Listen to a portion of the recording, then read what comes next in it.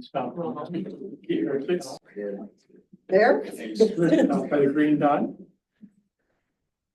And hit the two vertical lines. I Stop can't the get over word. there, I'm trying, it's awful, I'm gonna try this. I need a piece of paper to that cursor. Okay. I got it, it's. Good evening. This is our monthly meeting, council meeting. It's May 20th, 2025. So with that, Rachel, if you'll call the roll, members. Mayor, Aye. Counselor Pendergrass, Aye. Counselor Phillips, Here. Counselor Spring, Here. Counselor Weisdorfer here. Engineer Joe Palin. City Attorney, He's on there. Mike's on the line. do I hit approve on this? Yeah, just apply it to permissions of all future and approve it. Thank you. And Mike is here. Jason is not. Kane. All right. is here. So with that, we have our approval of the agenda. I have several items to add to the agenda, and if there's any additional ones. Let's start with Parks and Trails under I, which is on page 3 of 4 at the bottom. To add 3 items. One is a new committee member under A, Lee Bergum. Second item is funding towards Parks Path Engineering for Riverwood Hills Park Trail. The recommendation, these are all recommendations from the Parks and Trails Committee. And Orinoco Park. So and Orlando Riverwood. Park. Yep. So, and the last item is painting of pickleball lines for the River Park tennis courts. 3 items under Parks and Trails.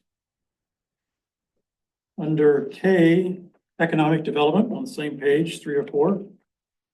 After the 2 resolutions, then there's a motion, a recommendation, a motion to approve the branding contract with Tulip Tree Marketing. It'd be a triple I.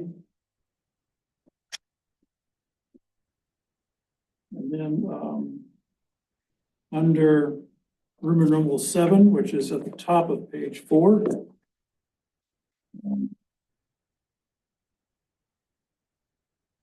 Oh, it's new business, I'm sorry. We'll put it under a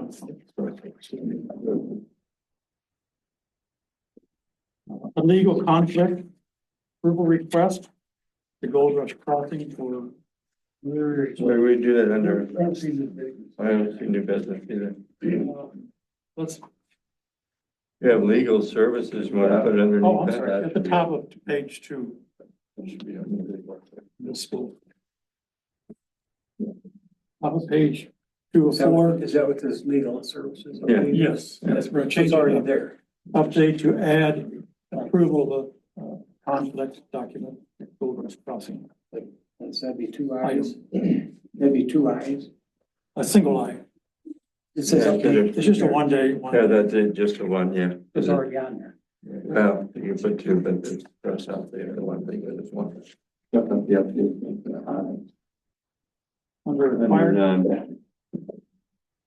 back on page 3, under fire department. We want to add a double I. This is a recognition gift of $800. Explain that. Okay. And the last item is under P and Z. On page 204 at the bottom. Number E. No, let's make it, no, the top of page 3 or 4, triple I after the resolution for the lot split. Just ask for a WSB update. Schedule, questions like that. Getting towards the end, so. I've got a I think that's all I have. Okay, I've got a couple things, we'll do, since you did a double I under fire department. An update on H on page 3. Here's supposed to be triple I. To triple I, okay, and that's gonna be the page that I gave out on the grants. That I gave everybody, okay? What was that again? It'd be on page 3, under H, which is fire department. Okay, and then I just had, let's put, triple I. And that's gonna be the 2 grants that I gave you that handout that there was on that. Okay. And then, under J, okay, on page 3. Okay, it will be a double I under first responders. And that's gonna be the information that I gave you in a packet for, the situation with the Orinoco Township. It's just call stuff, Yeah. call information. We'll call it. And then, I'd like to put an N. Okay, that we missed, which would be at the bottom of either page 3 or the top of page 4, however you want to do it.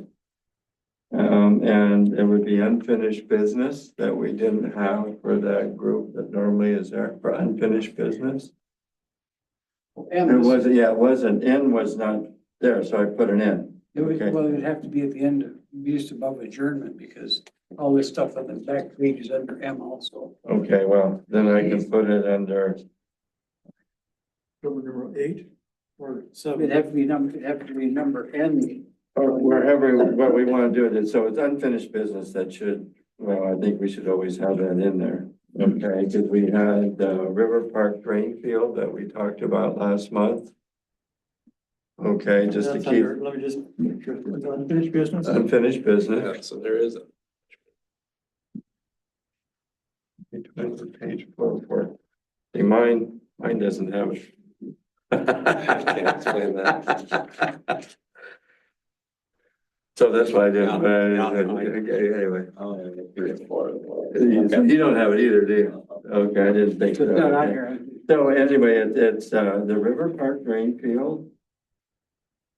Okay, and then I also had Mary Nash property. No, we talked about it under P and Z, but I had it as under unfinished business. I need to go up to legal services though. It could be under legal, but I don't know if we want to put it there, but CMS can't do anything more, so I don't know how we want to do it. If we need Mike for it, then I say we put it up. Okay, we can put it under, legal, go that direction, that's fine. If we need him, if he's not prepared to speak on it. Well, I think it's something we gotta keep going and bring that up because it's been posted and they don't stop, so. So leave it where it's on legal or unfinished? You wanna do it as legal? I'll go No, I'm not legal. saying legal, I'm saying finished. I think it's Basically, it's unfinished business. Okay. Something isn't done. Is Mike ready to talk about it? If Mike has the information. I mean, That's not what he's got over Okay. there. I mean, he knows the property well. I mean, I mean, if he's ready, we could put it under legal. If not, we'll just keep it in the. Just leave it as unfinished business, because that's basically what it is. Something hasn't completed. And you got a lucky one. You got all this stuff. I didn't get that stuff. Oh, yeah. Is that all of them? Yeah. And then I have one, and I think we can put it under petition request communication, so B, under that, it's stated at the bottom of page 1 or the top of page 2. And it's, we got a couple of Lions Club members here to give us an update on 4th of July and how we can potentially help them in the future and. You want to take your petitions under B? It says requests and communications, right? So. Yep. I D, think B. be under, yeah, petitions, request communications. page 2, page 1, right at the bottom. Right at the bottom. After the Oh, I see. community room. I see. So this is fireworks for, it's fireworks. So Yeah. it is. Yeah, just update and kind of a how we can work together in the future, Mhm. where they foresee things.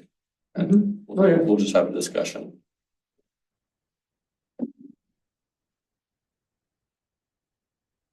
Well, I'm assuming everybody took good notes. Got it. So I don't think I can repeat all of them. These other handouts were just FYIs. Yeah, we'll worry about that one. Okay, that one's an I FYI. had a couple of stuff handed to me, so I didn't see it and talked about. Well, We can- this is gonna be under the That one. legal part, okay? That one is, but this one isn't. We can put that in the memo, just an FYI. So, Memo. yeah.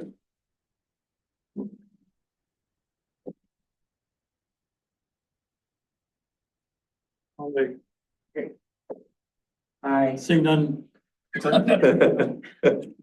Okay, so, all in favor of the agenda as amended, signify by, or I make a motion, we approve the agenda. I second it. We already discussed. Aye.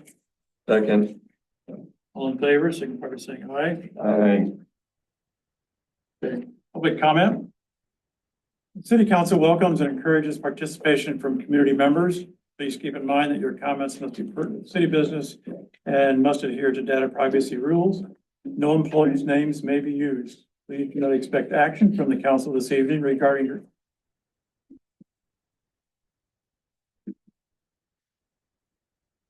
forgot to take care of that. Please don't expect action from the council this evening regarding your concerns. To address the city council during the public forum, please step up to the podium, state your name and address, and fill out a white form that's there on the panel with your name and address. Speakers will be recognized only once, and you will be timed. Begin speaking when the green card is raised by Rachel. Yellow card indicates you have 30 seconds left, and the red card indicates you have reached your 3-minute limit and must stop. So the public forum will open at 6:40. And with that, we would like to speak forward. Please come forward. Thank you.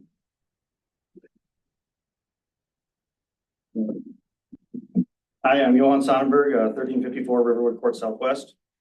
I'm the training officer for both the Orinoco Fire Department and the first responders. I'm here tonight to share my disappointment with the city regarding their relationship with the Orinoco Township and the discontinuation of medical services via the Orinoco first responders in the township.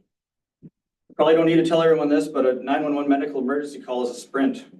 We need to get to the patient as fast and as safe as possible. Minutes and seconds count. The longer it takes to render care, the less of a chance they have to come back from the incident and live a life like they were accustomed to living. Also, the longer it takes, patient survivability goes down. In EMS, we have something called the golden hour. This is the time from which a patient is injured to the time they are in the operating room. If we can get them there within this golden hour, we get better outcomes. OFR's average response time in the township in 2023 was 14 minutes, 26 seconds. Pine Island Fire's average response time in the township in 2023 was 17 minutes, 59 seconds.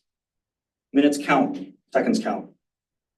My mom had a brain aneurysm a 1.5 years ago. It was 1 centimeter. Most aneurysms are 1 to 2 millimeters. From onset to OR was 44 minutes for her. This was because my wife and I were there to render care in 3 minutes. Red Wing Fire paramedics were on scene in under 10, and she was on a helicopter to St. Mary's 20 minutes later. She made a full recovery, no deficits. This is because of the care she received and all that was done within the golden hour. I believe the manner in which the city worked with the township was not professional and negotiations were not done in good faith. OFR officers were not allowed to be involved in these talks per the city administrator. We are the experts in this field. We have the background and the relationship with the township board and the residents of the township. In the end, the township was sent a bill for twice as much, $30,000, as was the bill for OFR service in 2024, without negotiation. Information was requested from the city administrator for different data points and were not provided to the township board. This rightfully upset the township board and they voted to discontinue our contract effective July 1st. This was not communicated to the Orinoco City Council nor to the director of OFR. In closing, the city did not do what they're supposed to do: protect the lives of residents. Response times will suffer and people will suffer and potentially die. Thanks.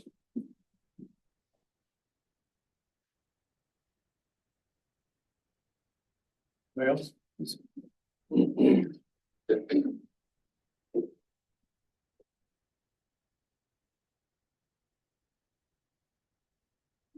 Hello, I am Jane Schulte Whiting, 1376 Berwood Court Southwest.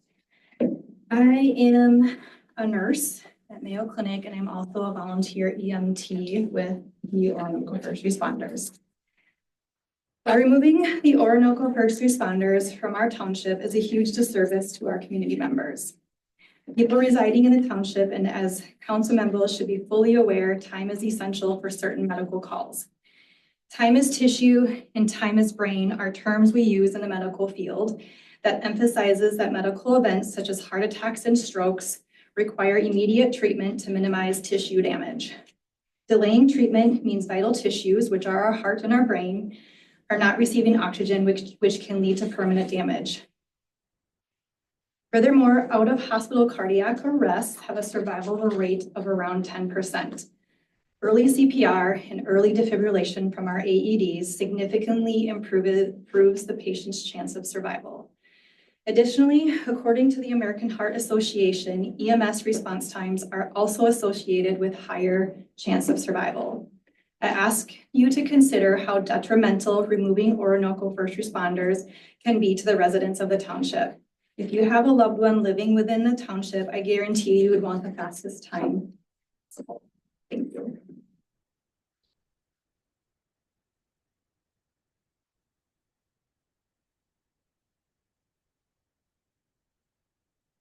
Good evening. My name is Elizabeth Amundson. I grew up on 637 Zumbro Hills Drive, Northwest. I've been a part of the first responders for the better part of 3 years. I'm an EMT. But 2/3 of my family in this area reside in the township. So a little bit of a connection for me that's still kind of a fresh thing is that my grandfather actually was on the First Avenue loop right off of Zumbro Hills Drive's Tilly's area. And he was what we would affectionately call a frequent flyer. He had serious medical and trauma emergencies quite often. He was a bit of a stinker.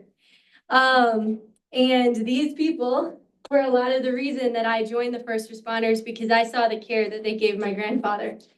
Last summer, I had the privilege of responding with them to the last call that we would have at his house. It was that night that we found out he had brain cancer and he died a little bit later. I saw the care that they gave him, but the coolest thing was I knew that that care extends to everybody. They treated everyone like they treated my family, who I loved. Those minutes counted for us. We treat people with respect and honor. This is a difficult decision for me to accept because this is personal for me, right? There's a connection to the township. I have a lot of family members who are aging, who reside in the township, and I know that their care is now beyond my grasp. That's a difficult reality for me, and I also struggle tremendously ethically. I value communication deeply, and I think that that's extremely important, that the people who are most affected be most involved in the decisions that are made regarding them.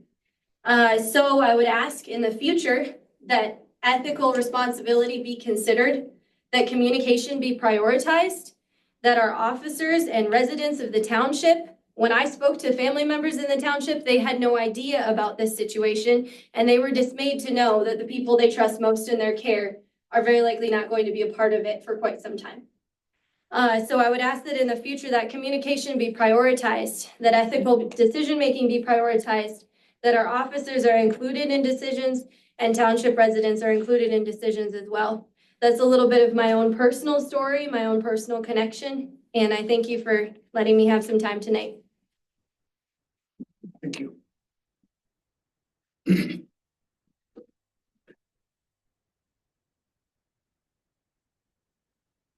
I'm Kathleen Grant Rucker at 1354 Riverwood Court, Southwest in Orinoco. And I've lived in the area over 25 years. I've lived in the township. I served and helped in the township. I've lived in Pine Island, and I currently have lived for the last couple of years in the city of Orinoco. And I'm here today as a volunteer first responder. I have been on the first responders for a couple of years, and with that background in all those areas, I've had the opportunity to see impactful, effective government and communication. It's best when it's small, invisible, functional. And that is not currently the situation. There's been a stark lack of transparency and a breakdown in communication between the township and the city, culminating with the potential endangerment of local residents. We take protecting people's health seriously. And so it's very upsetting to us. Orinoco first responders will continue our outstanding coverage to the city residents of Orinoco. We're not going away. We're still going to be here. When they call 911, we will be here. But effective July 1st, we will no longer be allowed to successfully continuing to respond to 911 calls in the township as we do today. We had no notification. Residents have no notification. I'm still hearing from people I know in the township that had no idea and have no idea this is going on. As council members, you are the elected officials that represent us. You are the head of our city. You are responsible for all the actions that we take on the city side. I ask you now to lead. Please determine how our city, who was instructed to start a conversation with the township, ended up in a collapse of communication, leading to this terrible outcome. Orinoco first responders were never notified. We never got any request for information or communication. As far as I know, city council was not even notified. Township residents are still, many of them, unaware. And this collapse of communication endangers people. Real people that could see serious delays in immediate care. So again, I just ask you to reach out and determine where this breakdown happened. Thank you for your time.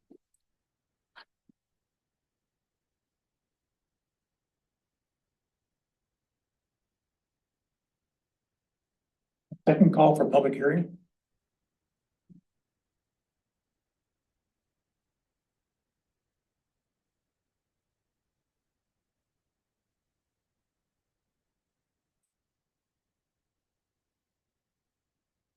Hi, I'm Colby Lesniak. I live at 1227 First Avenue Southwest in Orinoco.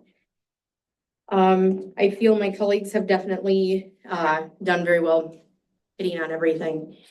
But as a township member and resident, this doesn't sit well. So it takes Pine Island a lot longer to get there than it does us. Above anything else, decisions, money, all that aside, this is about our patients and our citizens. If we can't help them, what does that say? We have done a lot to bring Orinoco first responders, where it is now. And we have a lot of very, very, very capable people to do this care. And I'm trying to understand, as the rest of us are, how this decision was come about with none of us knowing. And I'm not sure how many of you knew either. But I can tell you that your citizens in the township had no idea and still don't. I do not only work with Orinoco first responders, I also work for Dodge Center Ambulance as well, and I work in the OR at Mayo. Patient care is 100% of my life outside even.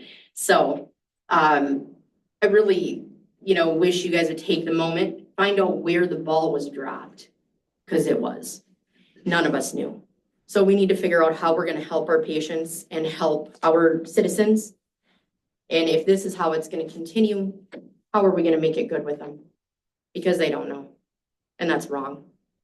So thank you very much for your guys' time. We appreciate everything you guys do.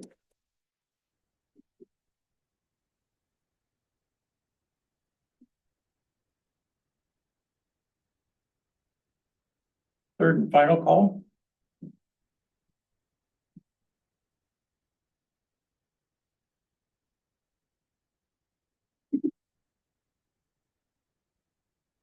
Good afternoon. My name is Carter Cecil. Sure, you don't know unless you live in my neighborhood, but our Cecil family had a house fire at one point.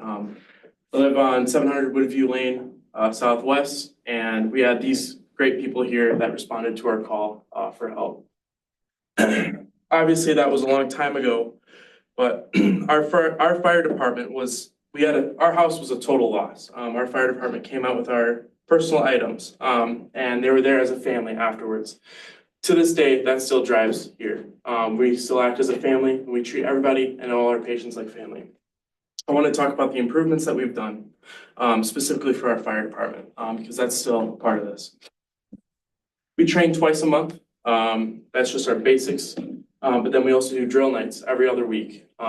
These trainings go over full responses, ladder throws, hose deployments, and other things. Last month we had 2 live burns, so we really get our training in. I want to talk about our new apparatuses, Engine 2, which I'm sure you see all the time. We like to parade that around because we have pride in our apparatuses. That engine is a rescue engine with all electric tools. We brought that to our high school class last week, and Rochester Fire Department was amazed at what they saw. That truck has a 1,500-gallon pump on it. That's about the average for the industry these days, going up to 2,000. Rescue 1, which is our F-250 Ford rescue truck, carries 3 essential bags on it. Our first in bag, which has basics in it, also has our oxygen in it. We have our trauma bag, obviously trauma, AED, and then our PEDS bags. So that allows us to deal with any situation that we have. We also have we also are able to support our fire department when they're on calls, obviously in our city. Now the action, obviously both our fire department and our first responders are pretty upset at what's happened. We go to calls to this day in the township, letting them know that, we're not there, but they have a fire, and we let them know who's coming. And they're still amazed by that. There's been no communication to them that even just about our fire department. So now we're having the same issue with our first responders. I'm sure that they're not going to know. I hope as a first responder and firefighter that our city can get the knowledge out there, at least to our township members, that this is what's happening because they don't know yet. And I hope that as a city, you guys help us, assist us in revisiting that contract that we had. Thanks, Eric.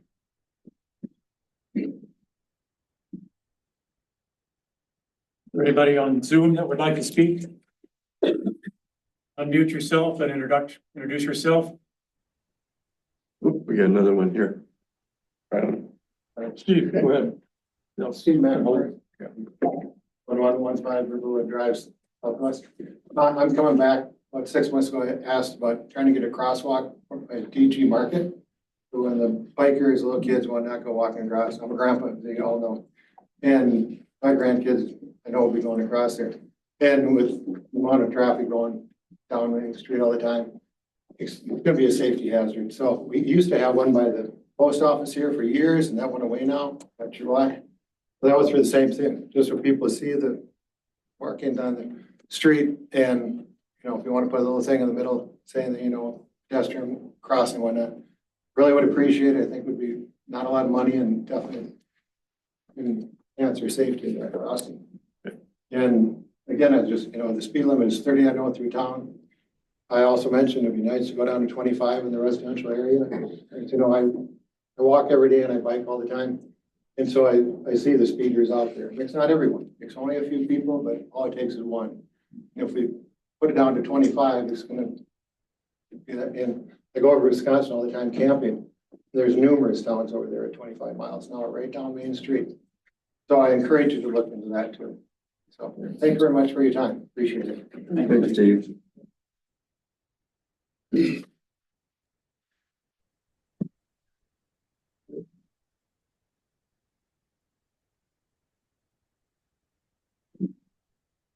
One more time, third final call then.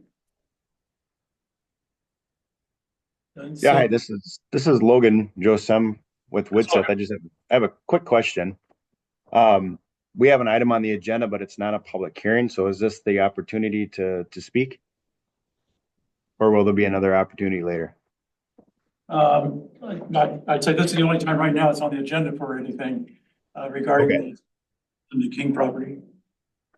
No, it's actually for the Riverbend development. Just a quick question and a comment, I guess. Yeah, please go ahead. Okay. So as you know, we're applying for just a lot split and a variance. It was recommended for approval at the planning commission. Staff's also recommending approval. Under the recommendation though, under item 2, it says the owners will comply with the conditions of engineering comments of the Stantec report to the planning and zoning commission dated May 8th. Looking through those engineering comments, there's nothing really that jumps out at me as surprising except for number 5, and that's kind of what I would like to talk about. It's requiring that the developer construct a permanent 15-foot wide bituminous or concrete driveway with culvert to the existing lift station as part of the site improvements. My client feels like that's a bit of a reach by the city and is not in favor of that. So I'm hoping that maybe that can be removed as a condition of approval and further negotiations can be discussed. He may be open to other options there because there will be some fill that's going to need to be removed from that site anyway. But to require concrete driveway and culvert and bituminous, just not sure why the city is requiring, the developer to do that. When if that's something the city needed, it should have been done already. Obviously, we're proposing an easement for the work there, but a bit of a reach and a stretch to require that the developer pay for those things. Well, thank you for your comment, Logan. Well, you're right. It is on the agenda. And I apologize for if you want to. Right? Yes.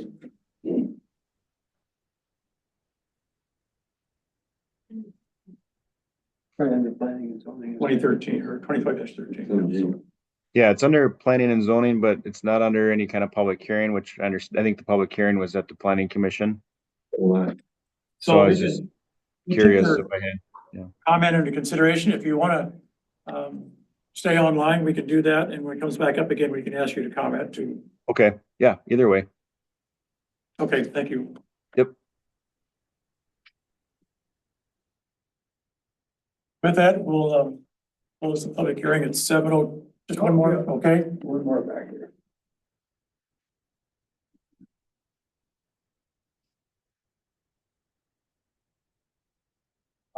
Name's Josh Sather, 720 Minnesota Avenue South. We're on the agenda today to approve the variance.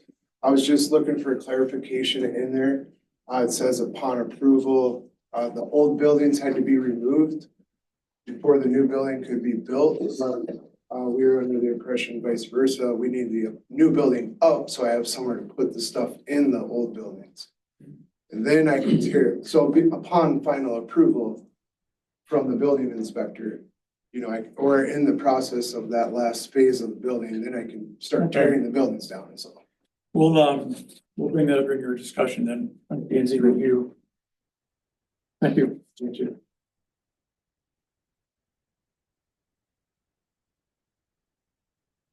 Thank you. With that, close at 7:03.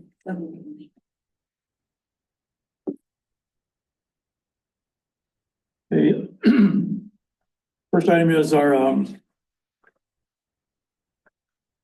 regarding the Orinoco Seniors Group has requested a waiver fee for the seniors room and the community room for the remainder of 2025.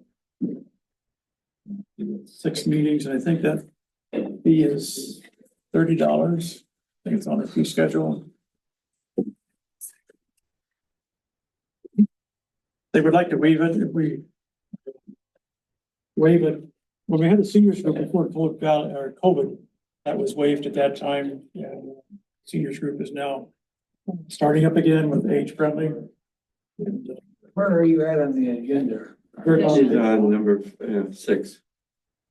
on page 1, petitions request. Oh, that's okay.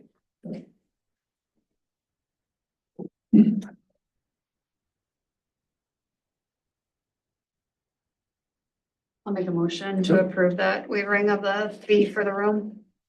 I'll second it for discussion. Okay. My concern that there is off of this is we continue to waive more and more things that there are, and we waived the Lions for what it was for 4th of July. Now we're waiving the seniors room for this, it goes along with it. The door is now open for a lot of things to go on, whether it be Gold Rush, having meetings up here and everything else, that we're waiving all of these fees that there are for different things. And I'm not against the seniors at all, but it's just, you know, the floodgates starting to open up with everybody because they can say a president has been sent already of what's being on, so we should be able to have all of ours, you know, waived as well. That's my concern of what's going on with this. It's just, it's an opening a door, and I don't think it's good to open the door.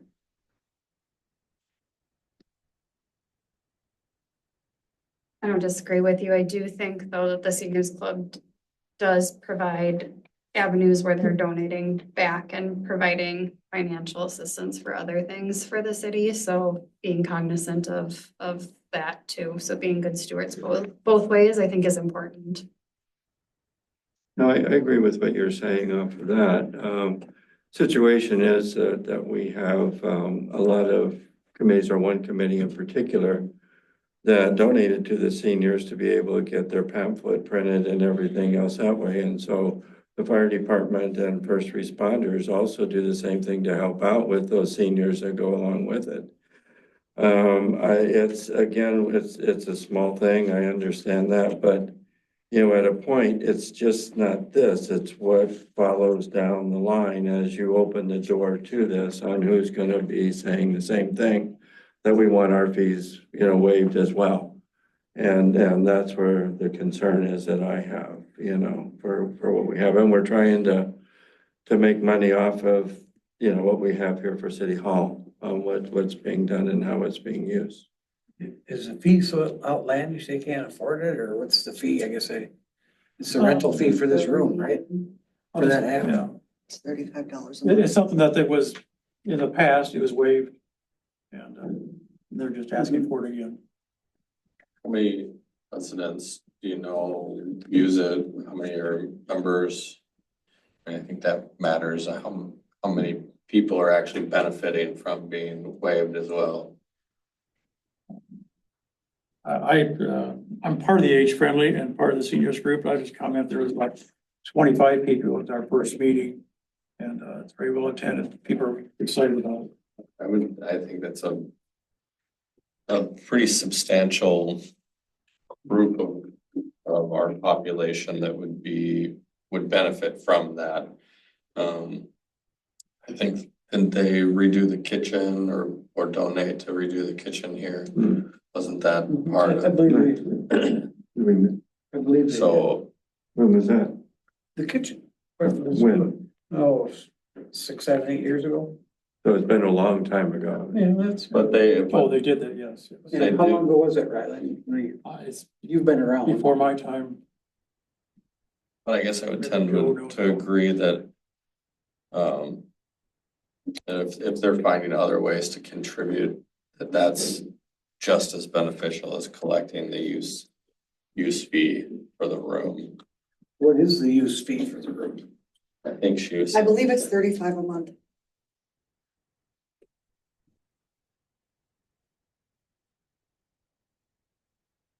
I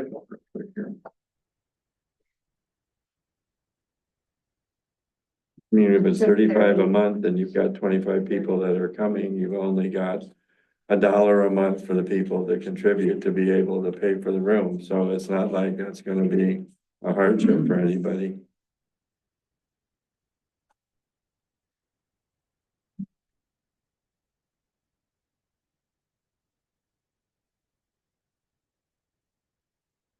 It's 30 for less than 2 hours.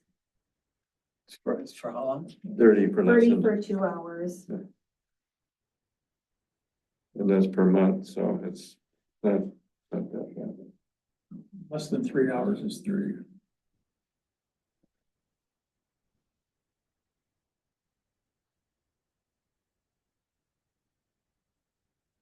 But you're part of that group, right? I'm part of the group, yep. It's very worthwhile and there's a lot of. So I'm questioning whether you should be part of the discussion. like all abstain from voting, I believe I can discuss it, but. And again, you know, I'm for the seniors. I'm not against any of that. I'm a senior, same way. What goes on, it's just what it is on opening the door for everybody else that's gonna be asking for the same thing. And at a point, you've gotta be careful, you know, of what you do. And that's the only reason why I say that. It's nothing against the seniors or what they contribute to the community. I'm with it.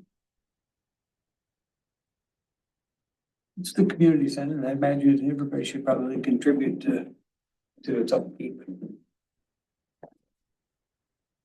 You know, it's. I think we already do with tax dollars too.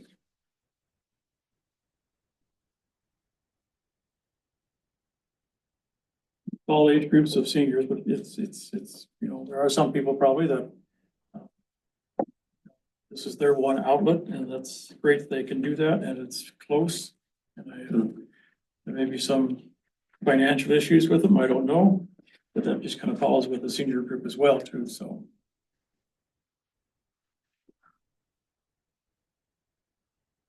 Any other comments? Seeing none, all those in favor, signify by saying aye. Aye. Oppose? Aye. Three opposed? Okay. Make sure. And I'll abstain.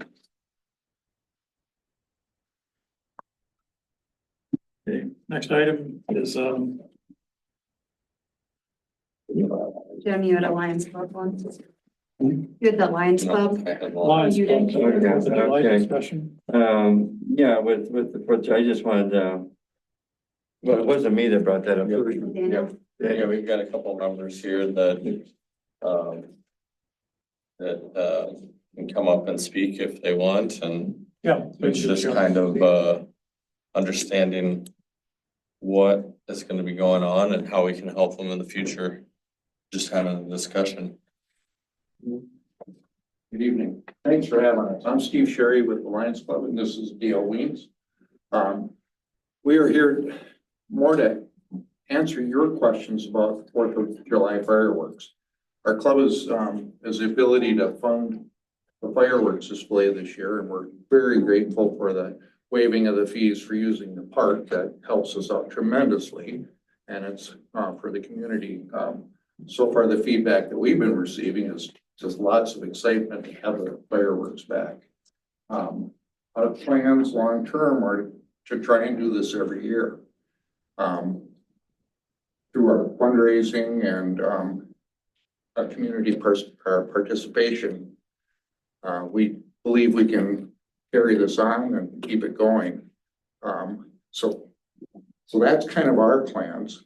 The Lions really just, our current view is we're just gonna handle the fireworks. I think there is some interest in adding some more community activities, maybe turn it into a community festival or do something. We are 100% in favor of that. However, our resources and manpower is limited, so we aren't signing up to do that right now, but if somebody wanted to do that, we completely welcome it. So what questions or concerns or whatever do you guys have that we can try to address? I was just gonna ask how we can help you to make this successfully return year in and year out. And I asked them to come tonight because I was thinking that this could be a bigger community event if that was what their vision was. And we can discuss, I think we're behind the ball a little bit from doing anything this year besides maybe calling out some food trucks, but I just wanted to kind of let you hear their perspective, maybe their vision, and see what we can do to help them make this successful and make this and grow this and make sure that this stays in Orinoco. Right. I think the main draw needs to be the fireworks. If we can add other activities before that to engage the community or something, I think that's a wonderful idea. I think our main idea too behind it was we don't want to make this a one-time thing. This is ongoing. So if we had this big event. And then next year we say, we can't afford to do it. So the idea was, let's start with the fireworks. Let's see how that goes. Let's see how the community responds to it. How the businesses respond to it. We're actively working with businesses to see if we can get donations from them to help us with sponsoring. So it's a pilot program in some ways, and yet it's been what, 4 years, 5 years since the last time we've had it. And so there's been enough call for it to say, let's do it. We said we can do it. We can fund it. And that's where we're at with it. So in terms of how we, how much involvement the city or other individuals, that's something that can be addressed at a later time or next year or however it works. So. And I think that as a whole, because we've gone over this on our budget for quite a few years that we've been doing it, looking at it, and it didn't fit in off of that. I think it's a great idea. I think that I'd like to have it a continual thing that there is that goes along with it. Now that we'll see what goes on at the first year with that, but I think to add to it, I think exactly is what we want to do is to see if we can't, resurrect that again for every year coming down. But again, I think more of us to have a chance to work on that there will help, and for us to be able to put it in the budget for next year, which will give us some more funds to be able to play and work with you guys, and maybe also contribute as a city to the fireworks also next year to help that as well. Just the bigger the better when it comes to fireworks and that. And I believe in the community things that there are. I mean, that's one of the things that the fire and first responders have done, has always been a part of that, and bringing the community together. And I think this is another great option to be able to do that. Ryland, we have the music in the park thing. Is Parks and Trails gonna do that this year? Not this year, no. Okay, I was thinking that'd probably be a good event to coordinate with them guys. Oh, yeah. No, I just think we can do a lot down the road, with this. I think this is a good stab to do it. And Daniel, you guys were instrumental in bringing that up. I think it's wonderful to do, and I think it's good for the community. Yeah. So you kind of asked, what can you guys do for us? One of the things that the Lions Club can really use is all the visibility and publicity we can get. So if there's avenues that you have, and you can get the word out that,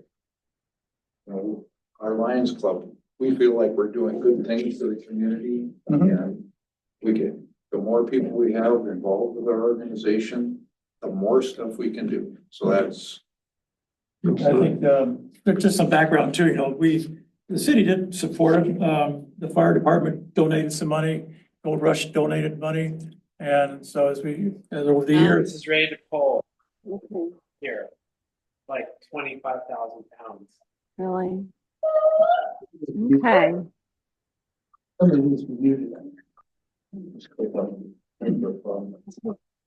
think there's. Let me see. We can fix it. I'll learn. Oh. It is.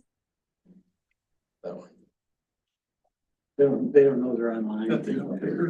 I think there's also opportunities to do fundraising events throughout the year. So I know you guys did the flags, but I think there's also opportunities to think about, what are we doing the winter to start getting that excitement, or, a couple, 3 times a year, people are more than generous to donate to a great cause. The flag program is almost doubled this year over what it has been last year.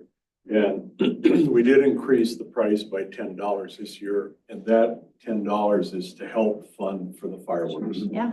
So that's really been a really successful program. It's pretty neat to see all the flags in the community and to see them up and about. But that's part of what the Orinoco does. We helped with the VFW. We put up a new flagpole for them and bought the flagpole, mounted it and everything. And so we're actively involved. We've got a ditch cleanup. We're a smaller group, so there's just kind of limited to a little bit of what we can do because of our size, but the possibilities are endless. Do you think it's reasonable to come back for the July meeting and kind of give us a rundown of how you felt it went, and if it's something that we can Yeah, do And then maybe we can start brainstorming early on if you guys felt it was a success and it's something you want to continue, that maybe we can work on getting that excitement and getting it to be more of a festival. Go out at 5 o'clock, go to a burger and brat tent and And the Lions might have some options. We've got a community barbecue coming up in June. Maybe we move that to July and have that be part of this. I don't That would be a great idea. So there's a lot of discussion I think we can have. We don't know what we don't know because Right. yeah. I think we, let the excitement draw to Let's see see how this year goes. Yeah, our focus this year was completely, let's make the fireworks happen. Make it happen. Yeah, and keep things pretty simple so that right now it looks like it's going and I think all our ducks are in a row and we're looking forward to seeing how it goes. Yeah. Thanks for coming in. Yeah, I think Thank you it's guys good. for coming. Thank you. Look forward to working with you guys again.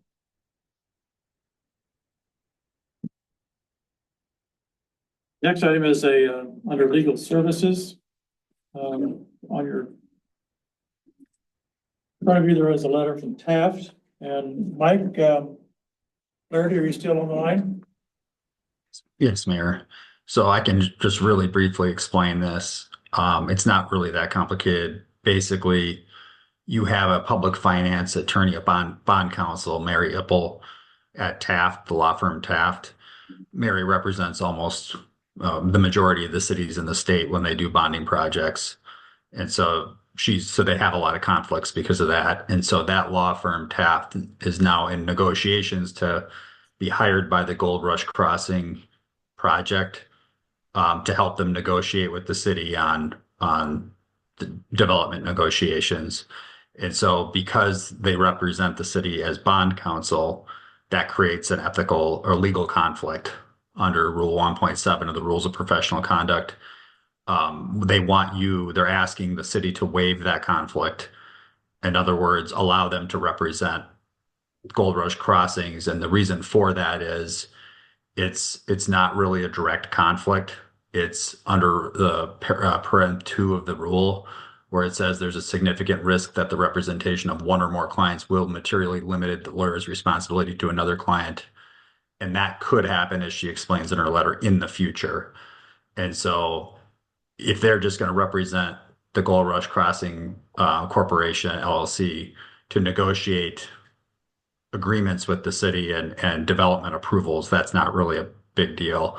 So where it could be a big deal is in the future, for example, on that last development project, I'm forgetting the name of it right now, but you denied like the rezoning, like if you were to deny an approval for the Gold Rush Crossing and they decided to appeal it, then it would become a ripe conflict. And then at that point, her letter points out that it would be readdressed.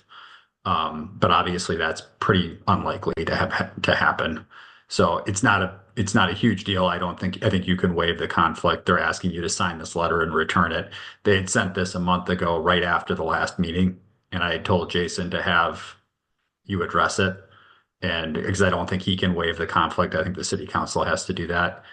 And so if you waive it, just vote to approve this, and then the mayor can sign it and send it back to her. And I think what happened was Jason got sick today and he emailed me and just said he forgot to put it on the agenda. So, but I can take any questions if anybody has any questions. The only other thing I'd say is bond counsel is really completely unrelated to the Gold Rush Crossing project. I think they're completely different. It just so happens that different lawyers at the same law firm are representing or are proposing to represent that group. So if anybody has any questions, or I can answer those. I'll make a motion that we go ahead and sign this and move ahead with your recommendation on that, Mike. I'll second. This is also a discussion, right? Mm-hmm. What's discussion? Yeah.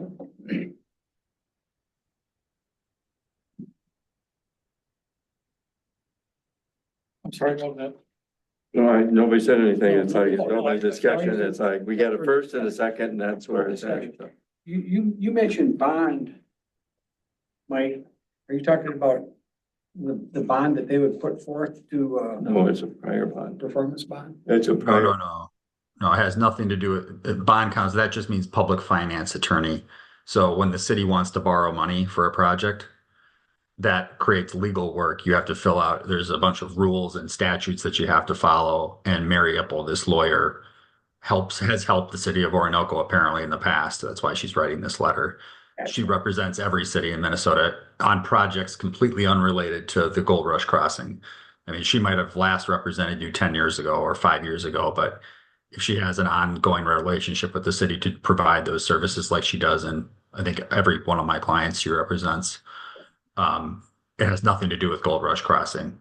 It's just when the city bonds, cities as an entity has a right as a government entity to borrow money for projects, for public improvement projects. So she represents you in that capacity. Their firm would represent Gold Rush Crossing in a completely different capacity, unrelated and different capacity. It has nothing to do with bonding. It has to do with them trying to build a development out in the township or annex it into the city and build it here. So it in no way is connected with the performance bond on Gold Rush Crossing's part. No, just same word, different meaning. Totally different. Yep, totally different. So it's totally unrelated. Clarify that, so thank you. Yep. Any other comments? Seeing none, all those in favor signify by saying aye. Aye. Oppose? That's approved and, And then Mayor, Jason comes in the morning. right, I'll communicate that to him too. Do you mind if so I didn't realize there'd be this many additions to the agenda. Jason wasn't going to have me attend the meeting at all. And then he was sick. That's why he was going to explain what I just explained. Right. Okay. But then he asked me to jump on, but I had one comment on the WSB project, ordinance drafting project.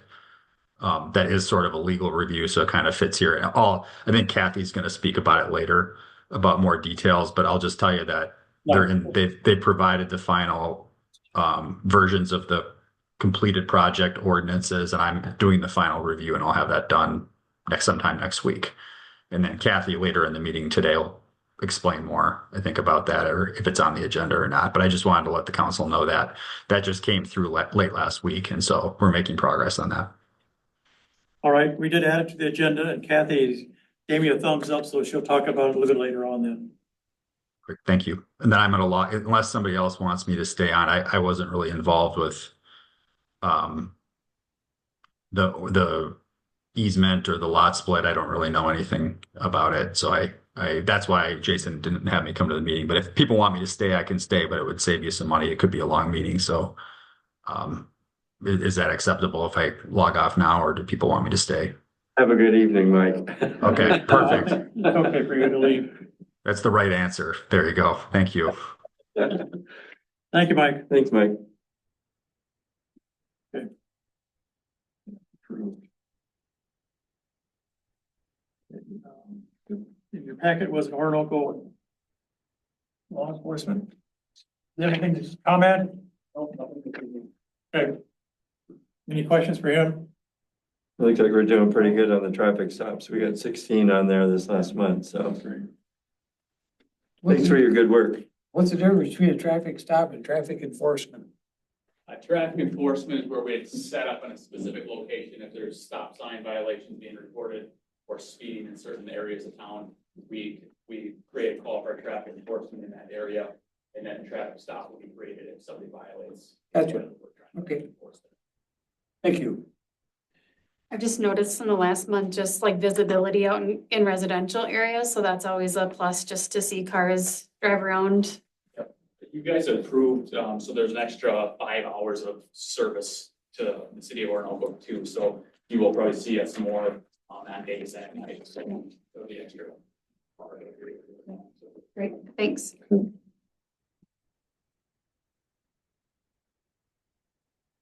Kane Dolan, Public Works. You have some items here you'd like to discuss?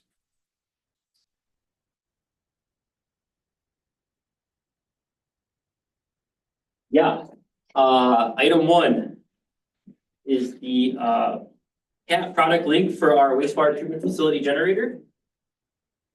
Are there any questions? Yeah, was that looked at when we did the first contract that there was on putting water and sewer out there with that generator? The first contract that Ziegler Power Systems gave us, we didn't have the capability then. This is a new product. Now we do have the capability. So this would be a way to remotely access our generator, remotely diagnose it and log data, fuel consumption, run times, all sorts of information. We get that in real time. So Cat Ziegler, a worldwide company, they can access that. So this generator could have issues, different things going on with it, and they can learn from all these other installations. So when they see a code that comes across ours, like low temp, low fluid, something or other, they can diagnose it without being on site. And it makes for a really handy troubleshooting, and it's not me or someone else standing out there guessing, you know, it's fact-based data. And that's one thing that they would like to push on our generator, and it's a brand new generator, so I think it makes sense to you know, keep that thing in prime condition. And So with that remote service, is there like a contract? Is there gonna be an annual cost for that? there isn't, it's a one-time fee. It's kind of exclusive to Caterpillar. On a normal run with those generators, and you know more about that, Joe, than anybody off of that stuff. Well, generators. But what I'm thinking is if you take a look at what we have, you know, with these generators, a lot of times they'll run those things certain hours a month or a week, or depends upon what goes on. Yep, So those are generators. we doing that now on a regular basis? Yep, we are. And we're running it with a full load that there is off of it? No, we just transfer power, so whatever the load is at the time, so different processes at the plant could call for 100 horsepower of air compressors or pumps, or could call for 10. So your capacity could be 0 to 5%, or it could be 10 to 15, right? That generator is oversized for that facility for future growth and future expansion, so another part of this, separate from this number one tonight, is load bank testing. And that's another topic I'd get into here later. Yeah, because I'm looking at what we do with the fuel that's in there too, okay? And of course, you've got to critically go through this. Yeah, but we should be going through and using it and replenishing that fuel that's in there. You know, so. Yeah, Which we have to use it to replenish it. So. Absolutely. So that's another topic tonight here at 1 or 2 down, fuel testing and load bank testing. So every month the generators run and they are put under a load. And then certain times of the year, fall, we would potentially run the generator longer. So for an extended run time, burn up some of that fuel. Then we'd get ready for, we'd call it premium, number 1 diesel. It's treated for the winter. So we'd have good treated fuel on board for the winter months. So there's kind of some fuel management that we're gonna be strategically consuming and purchasing throughout the summer. And so we're ready for the winter months when emergencies happen, you know. When it comes to fuel, are the tanks inside or outside? Tanks are inside, it's part of the generator. It's a 1,500 gallon tank. So $4 a gallon, you know, it adds up. So we do wanna keep that fuel in good shape, good quality. So that's another thing that plays into this fuel management, so. Yeah, I know. Diesel fuel has an issue. It draws moisture really easy, so. Yep. Got about a 1.5 year lifespan on it. It needs to be gone. Yep. So we're strategically planning burning up that and consuming that fuel, and but number 1 tonight is this product connectivity through Caterpillar. Is the one thing I think, I look at this as being a long-term and with a one-time cost. 10, 15 years from now, we decide, well, maybe we should be monitoring it. Well, now we're $2,700 or $2,800. It's a pretty small investment for the life of the generator. And it makes sense, I think, and I'll make a motion to approve the remote access. I'll second that. Any other comments? Was this planned for, like, in budget? I mean, I know you have where you would pull the cost, but like for these three, was this something that we were thinking about at the beginning of the year? Or these are unexpected? It wasn't. This is kind of a new product that CAT's offering. Okay. And being that this generator, this generator is probably $350,000. So, it's not just it ain't just a couple $1,000 unit. So I would really feel more comfortable long-term for the sake of the city, the residents, the sewer utility users, that thing is always ready to go. That is a critical unit. And later on, you'll see some other critical units that I've identified as well, so. So do we see the data, correct? Yeah, I will have access to the data, so will Ziegler Power Systems. And like I said, that's a worldwide company, so they could have this generator in Japan and have issues with it. We could have the same issues and they can diagnose it. It's a really good system they offer. It's not proprietary, it's available to you as well. Correct. The owner has access to it as well, correct. Just to confirm, if they diagnose an issue, we're not getting charged for that time? Like that's the one-time fee? Or is the one-time fee just the surveillance of it? So when I call CAT and I have a problem, generator's acting up, it's tripping out on diagnostic codes, whatever it may be, that starts a service ticket, okay? The clock starts ticking. These guys are professionals, they don't waste time, they're efficient. So that service ticket starts and time is charged to the city. So that could be diagnosing it, it could be analyzing the data, it could be the phone call, it could be the in-person. They do keep track of their service very detailed. So the 27 is just the monitoring of it? That's just installation. Installation of it, yep, one-time fee. Once it's up and running, I get the app, I get the passwords, we're up and running, yep. So that's the unit and installation. Yep. The switch gear. The remote access components. Yep. Okay, you're pulling that out of the subcontracted services, okay, and that, and the sewer utility? Yep. How much is in that bucket? In the subcontracted? Well, that's a good question. That's a good question. As long as everyone keeps paying their sewer bills, we should have money in the account. No, but I'm just saying, it's because there's a few of those things that you're coming out of there, which, I understand you gotta pull from someplace, but how much is that? And we're actively working on a cost schedule and payment plan back to PFA. And so the assessments we collect from the Phase 1A sewer system, those monies and dollars are coming in. We have income. We should be able to absorb that $2,700. I think that's a fair ask. I've asked Jason about doing some like quarterly reviews of all the different funds, just so we know what's that cover. We do it on a monthly basis. I've asked for that for years. Yeah, I know. Yeah. Okay, different topic. Good question. All those in favor?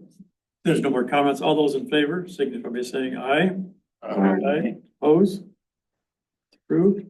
Number 2. So the next one is is it the fuel testing and load bank, or is it the transfer switch? Transfer switch, okay. So earlier I talked about some other generators that the city has that are deemed critical. Lift station 1, the fire station, and the treatment facility.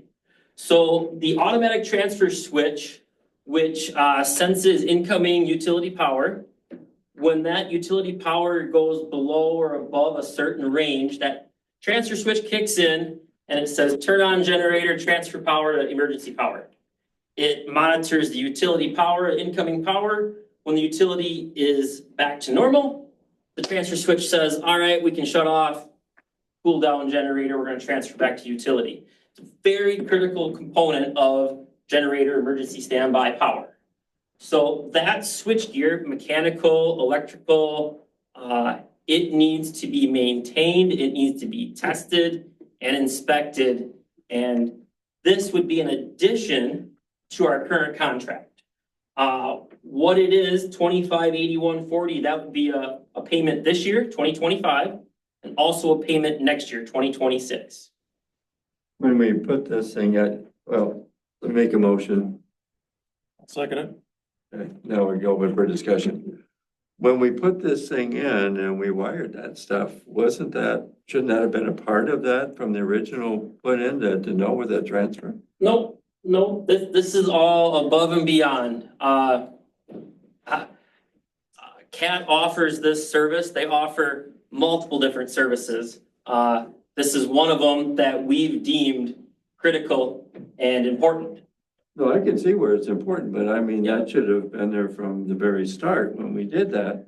I think all of the equipment is there. It's just monitoring and making sure that it's functioning properly. It's a maintenance of the existing equipment. So It's this not, is a you're not monitoring buying equipment. You're buying Nope. a maintenance contract. Yeah, we're buying a maintenance contract, a portion of the Yeah, maintenance that's what I was contract. thinking. That should have been in there from the start, so. And it is. You have automatic transfer switches on those generators. Yep. Will they prorate it? Because by the time you implement, you're halfway done the year for 2025. So we would be paying for a transfer switch testing for 2025. That would be this payment, and then we'll also pay in 2026. How often is that how often is? We would do that annually. We would do that transfer testing annually. So all that mechanical switch gear, it's a pretty elaborate piece of equipment. So if something's not working properly and things aren't moving, and if the brains and the controls and electronics aren't working, you're dead in the water, right? We're backing up basements and the fire hall can't respond to emergencies, right? So Is there still a manual switch besides? there's ways to do that,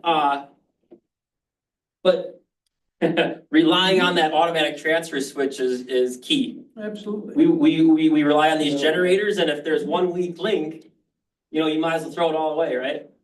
Cause we just redid that transfer switch, wasn't there, over in the fire hall a couple of Yeah. years ago? Yep. And so that transfer switch that we replaced was never maintained, never inspected. So I'm not saying that was the problem with it, but No, I know we put that in over there and had that done, so.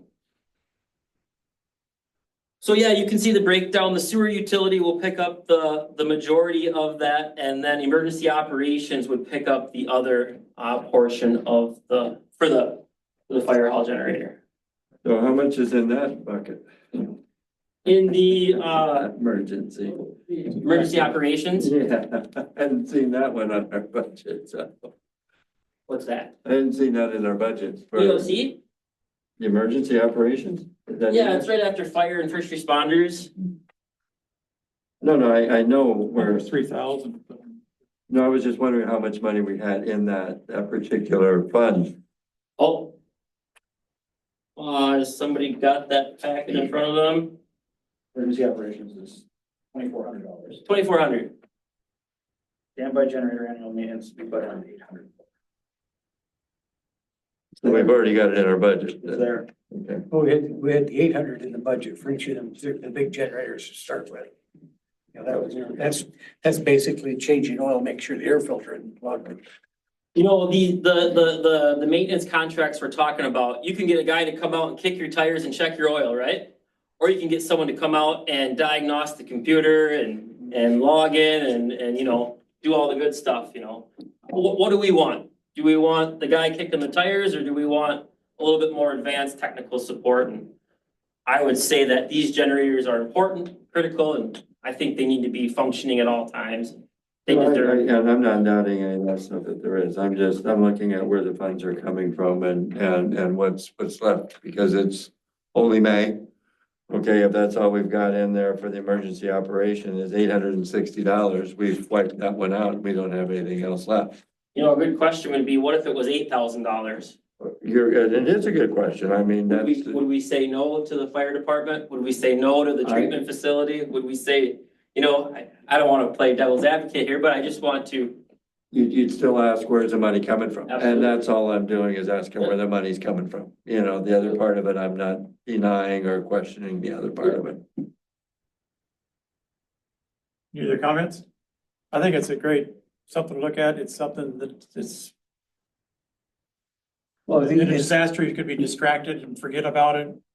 And the automatic would do it, or it's in the middle of the night, you don't have to worry about it. So to me, I think it's a Well, good investment. I'm just thinking too, that if these kind of fees, is somebody on staff gonna be learning how to do these tests without paying somebody outside? We have quite the public works budget, so I would think somebody would be learning somehow to do the testing and stuff on them too. Yeah, we're learning. Yeah, there's, like you say, we can kick tires and change oil, but, you know,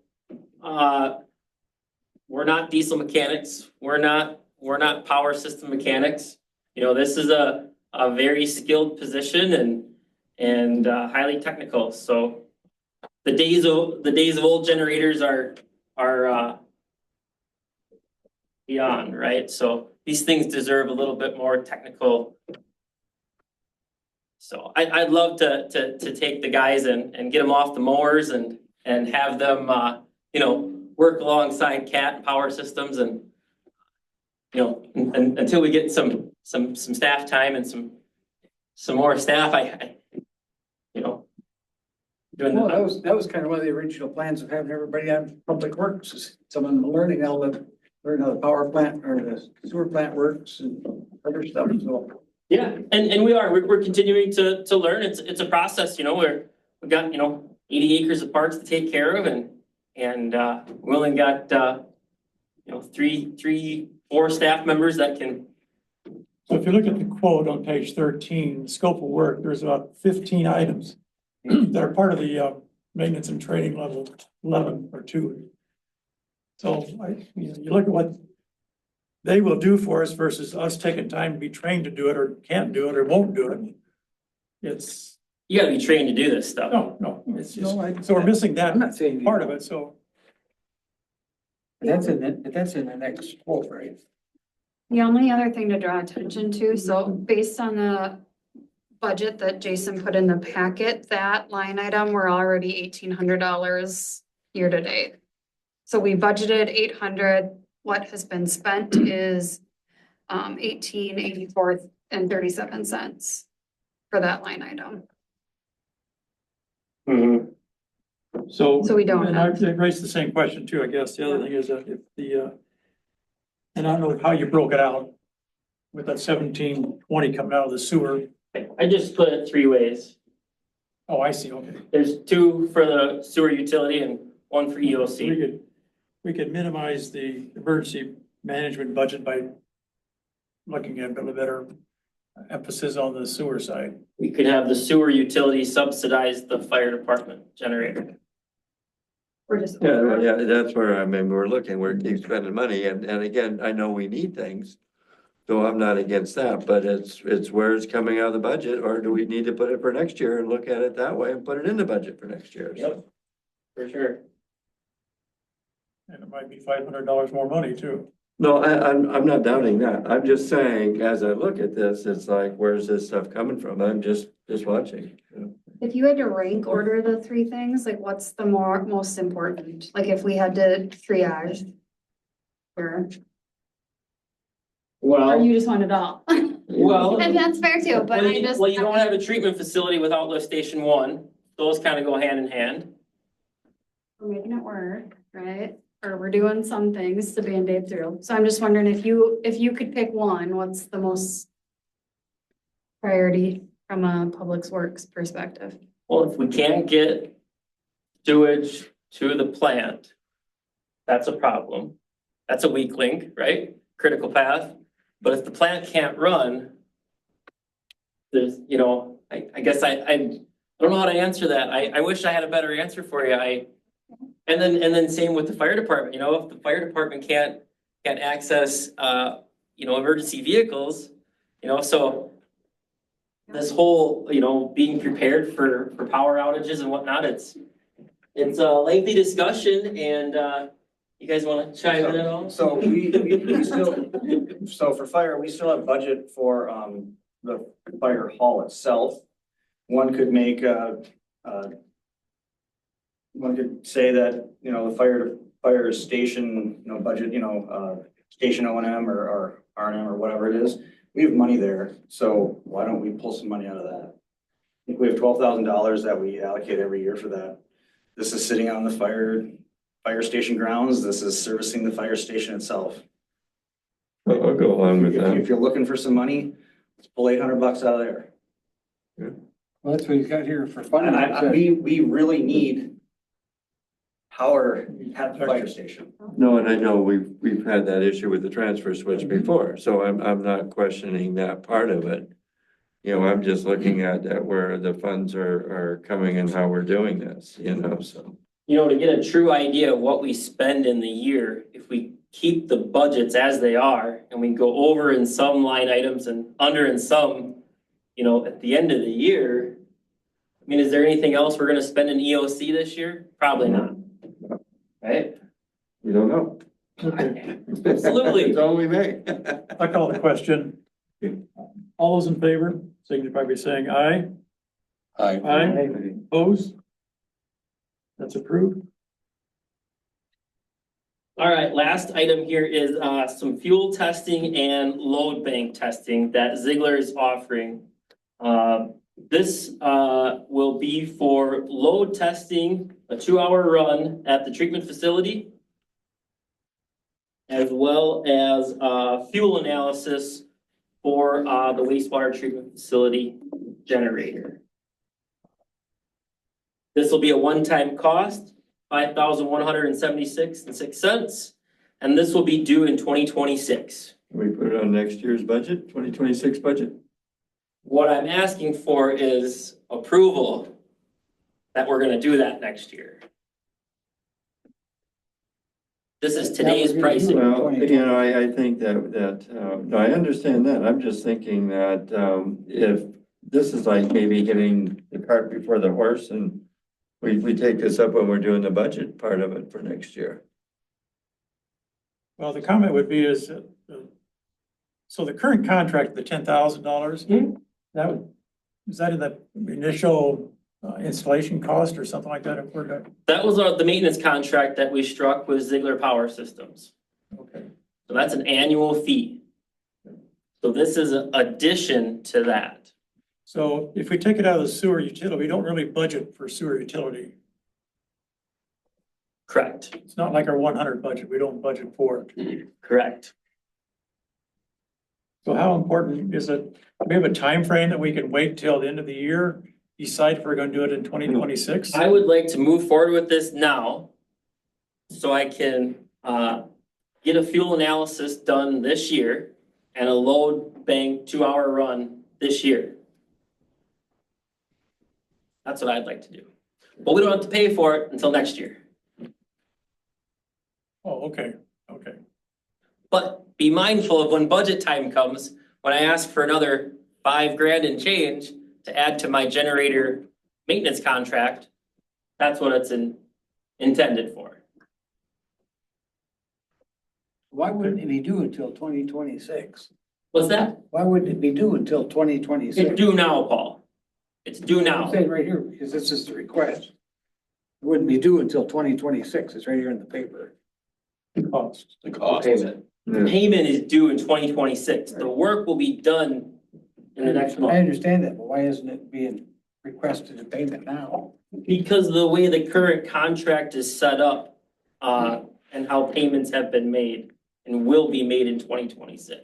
What's included in that current contract for the $10,000 now that we have with them? Well, they cover all the city's generators, the fire hall, the station 1, 2 portables, and the treatment facility. Right, so that's the one we did a few years ago off of that, correct? We did it a year ago. Was it a year ago? Yeah. Yeah, and it was for 3 years, I think. It's all a cart, you guys. We could pick out 100 things to maintenance, or we could pick out 10 things to maintenance. What we've done is we've picked out a basic level of protection. We want oil changes, we want fuel filters, we want now load bank testing, right? We want certain things that they offer. So this load bank testing, is that for just for the plant or is it for all of the generators? We've done the other generators. Those are on like a 3-year load schedule.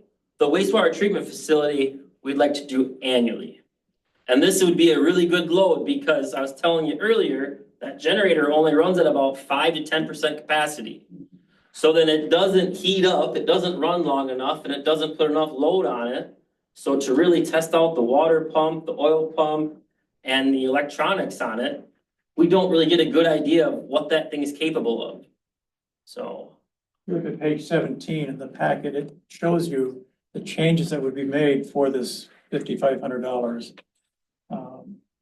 A level 5 load bank, 2 hours in June of 2025 in the proposal. They also do a level 30 complete fuel analysis in both June 2025 and 2026. So it's really, it establishes a great baseline for your generator. right, we don't have any It has baseline Yeah. right now, correct? Compare it 5 years from now, you see, have you lost power? And then you can, you look at your maintenance agreement, what's gone wrong with the maintenance agreement, what's causing this? So it's all part of stepping up and taking care of your equipment. So last year, we ran a load bank test on the fire hall generator. Never been done before. Never been done before. And during that load bank test, the distributor shelled out. Bang, done, dead in the water. Generator would not run, would not start, would not do anything, dead. So it's a good thing we ran it at a full load to find that out. When it transfers power every Monday night, when it runs for a half hour, all it's doing is lights and outlets, right?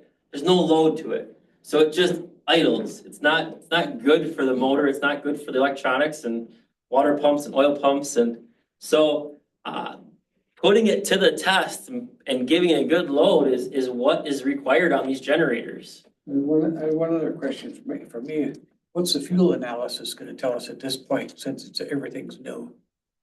Fuel analysis, if there's moisture, the amount of actual combustible material in there. We can add additive, we can do different things with the fuel. We can purchase different grade fuel to mix in, to blend it. Doing that now, before we get fuel, before we order fuel, will be beneficial. Should we order premium? Should we order an additive? Should we order kerosene? Should we order number 1? What should we do? Out of curiosity, is the generator actually outside or is it inside or? Outside. It's outside. It's an outside unit, all self-contained, it's heated, it's the tanks are heated, it's all contained. We can talk about generators all night long. I've got a lot of stories about generators. When did they plan on doing an oil analysis on it? Oil analysis, they just changed oil in it, this week. No, I mean, a lot of, most, anybody that runs a truck or runs a diesel, they usually do an oil analysis and tell them, it gives them a description of any parts that might be failing just by the Sure. metals in the oil. Sure, different metals, yep, absolutely. And I believe that's already part of our, the level of service that we have. There's no other comments? All those in favor signify by saying aye. Aye. Opposed? All right, thank you. Have a good night. Yep.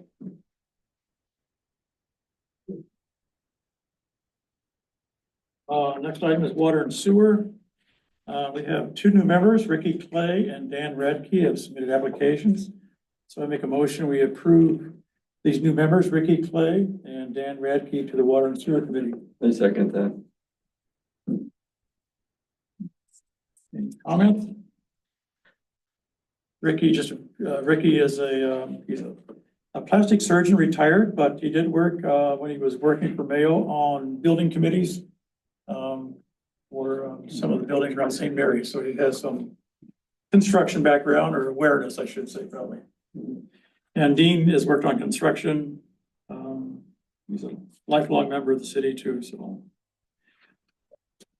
No other comments? All those in favor signify by saying aye. Aye. That puts us at full staff of 7 people on our committee, so that's exciting.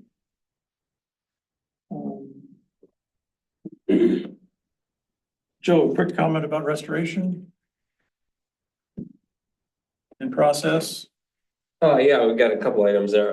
So contractor is in the process of repairing or reestablish or reworking areas that were attempted to be restored, turf restoration. We've had a lot of problems with turf restoration.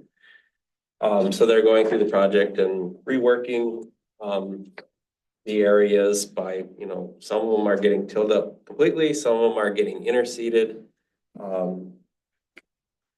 And they're using different methods to mulch or establish turf with blankets. So they are in the process of working through the community. They've been working here for about 10 days and they're about half done.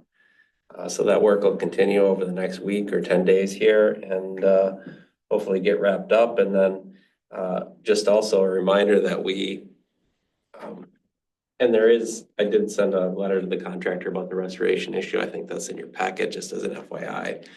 And then also see prepare to notice to residents who have not connected to the sewer or water system yet.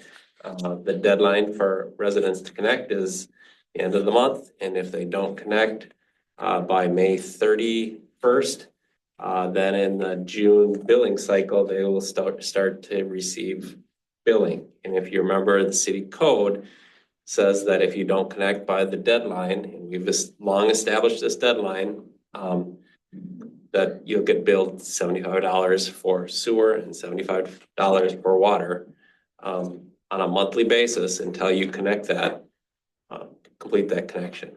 And if they fail to pay the monthly bill, it will get assessed to the property owner at the end of the year. You know how many houses we're still looking at? There is, last count I heard, about 39 residents that haven't connected to sewer and about 20 that haven't connected to water. There's a handful of houses that are not inhabited right now, so you know they won't connect.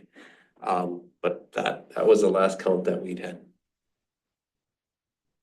So we certainly are seeing progress. People are connecting. It's just that that deadline is fast approaching. So if people haven't initiated that process yet, we'd strongly encourage them to get a hold of city staff and start working with a local contractor to complete those connections.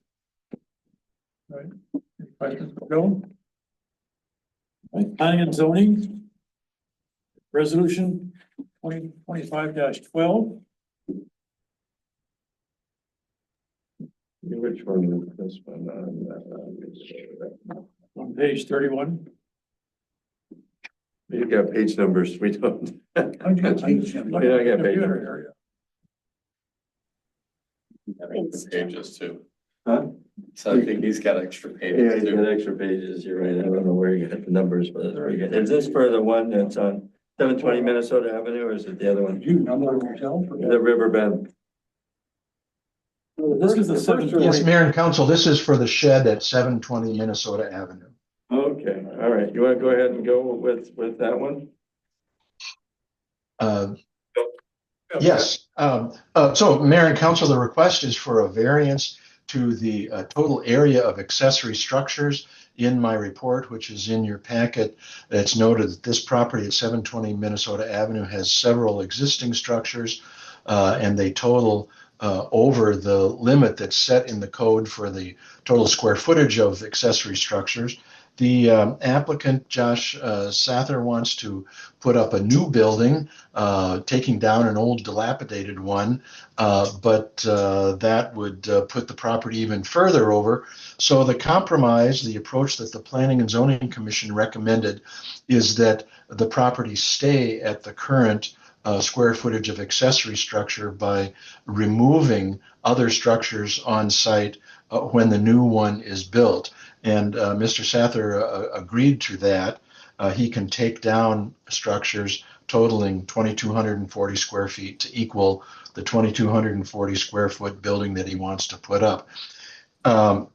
The resolution 2025-12 has the details, including conditions of approval and findings. Mr. Sather noted at the beginning of this meeting that the first condition, that the structures to be removed would be removed before the new structure is built. That seems like a reasonable condition to modify if the council is also willing to go along with that. And that wording could be changed to say, existing structures on the property totaling 2,240 square feet will be removed within 60 days of the new structure being built as illustrated on materials submitted by the applicant, or whatever time period you feel is necessary, 30, 60, 90 days. I just suggested 60 here. Otherwise, the other conditions and findings represent what the Planning and Zoning Commission recommended to you. I'd be happy to answer any questions on this. Josh, are you still here? Quick question on that. Is it possible for you to do that within 60 days after you finish that? So that'll kind of work it before the winter? Yes, sir. Yeah, 60 days is plenty of time to get those taken down. Okay, so with that, I'd like to put that in, Phil. Okay. You're gonna make a motion. I'll make a motion to put within 60 days and remove the before, as what Phil had just said. Summary also seen it said it was removing 4 buildings, but actually removing 5, am I correct? Yeah, there's the 1, 2, 3, 4, and then. I had to come up with 5 of them to get the square footage that you were removing, so. That's on. Lindsay. Okay, that one. So what would be the enforcement mechanism for the 60 days? That's It's one just thing that staff will. We'll watch and be able to do it. It's pretty easy for us to see because it's right on Minnesota Avenue. But if they don't, Then Well, we kind of set precedent already by letting the one garage. right, we did do that one on Minnesota Avenue with the lady next to Presbyterian Church, so we let her turn around and put the new one up. We gave them a year. Yeah, so, it just, but there's a lot of stuff we need to enforce, there's no question about it, so we're gonna be watching. Yeah, 60 days is reasonable. Yeah, yeah, we're gonna be watching. The biggest one's what, 12 by 26. They're all 10 buildings. The 35 by 40 is already taken down. It's already gone. Oh, that's already gone. Yeah, that one's already gone, so half of it's already. Yeah, the new building's going right up over top of that old site. Yeah. We would change the wording in it to add 60 days to. Yeah, instead of taking before, Build buildings down. yeah, within 60 days. Is that already written in the? No, we're putting it in and making Page that, 1, number 1, conditions of approval. yeah. That too, and I see we need to change the date of the resolution, because it says May 21st in it. It's May 20th is the date we're sitting here talking tonight. I seen that. Halfway down the page here, right? If you didn't notice. Yeah, and on that, what I see the top part of is May 20th, which is right, but this one's wrong here, but There was three lines in there, didn't there? yeah, whereas, okay, is the 21st. Is there any other comments, Bill, from your perspective? No, that would be it. Okay, so, Thank you, Phil. right, make a motion for approval of, We have a motion. we got a motion in a second. Second. Any other comments? This is a voice vote, Rachel, so you'll read off the names of the council members will vote on the bottom of that resolution, that box. The resolution, hold on one second.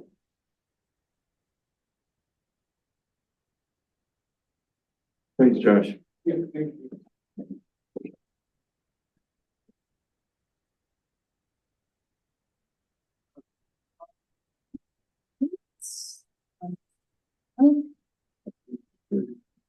Bear, Aye. Councilmember Phillips, Aye. Councilmember Pendergrass, Aye. Councilmember Spring, Aye. Councilmember Reisdorfer. Aye. Okay, next item is resolution that's approved. Resolution 2025-13 is a lot split variance for Outlot A at Riverbend Estates. Bill, you want to do that one also? Yes, Mayor and Council, this is a request for a lot split at Riverbend Estates Outlot A. This is a neighborhood that was platted some years ago, and what is now Outlot A was the location of the drain field for that development. With sewer now being available, that drain field is not needed, and that parcel is just about exactly the right size to create two home lots. But just shy, so they're asking for a variance to the lot size for one of the parcels that's called the remainder. There's a tract A that meets the 20,000 square foot minimum and a remainder parcel that is just shy of that. So they're requesting a variance to that. The Planning and Zoning Commission recommended approval of that with conditions and findings which are in resolution 2025-13.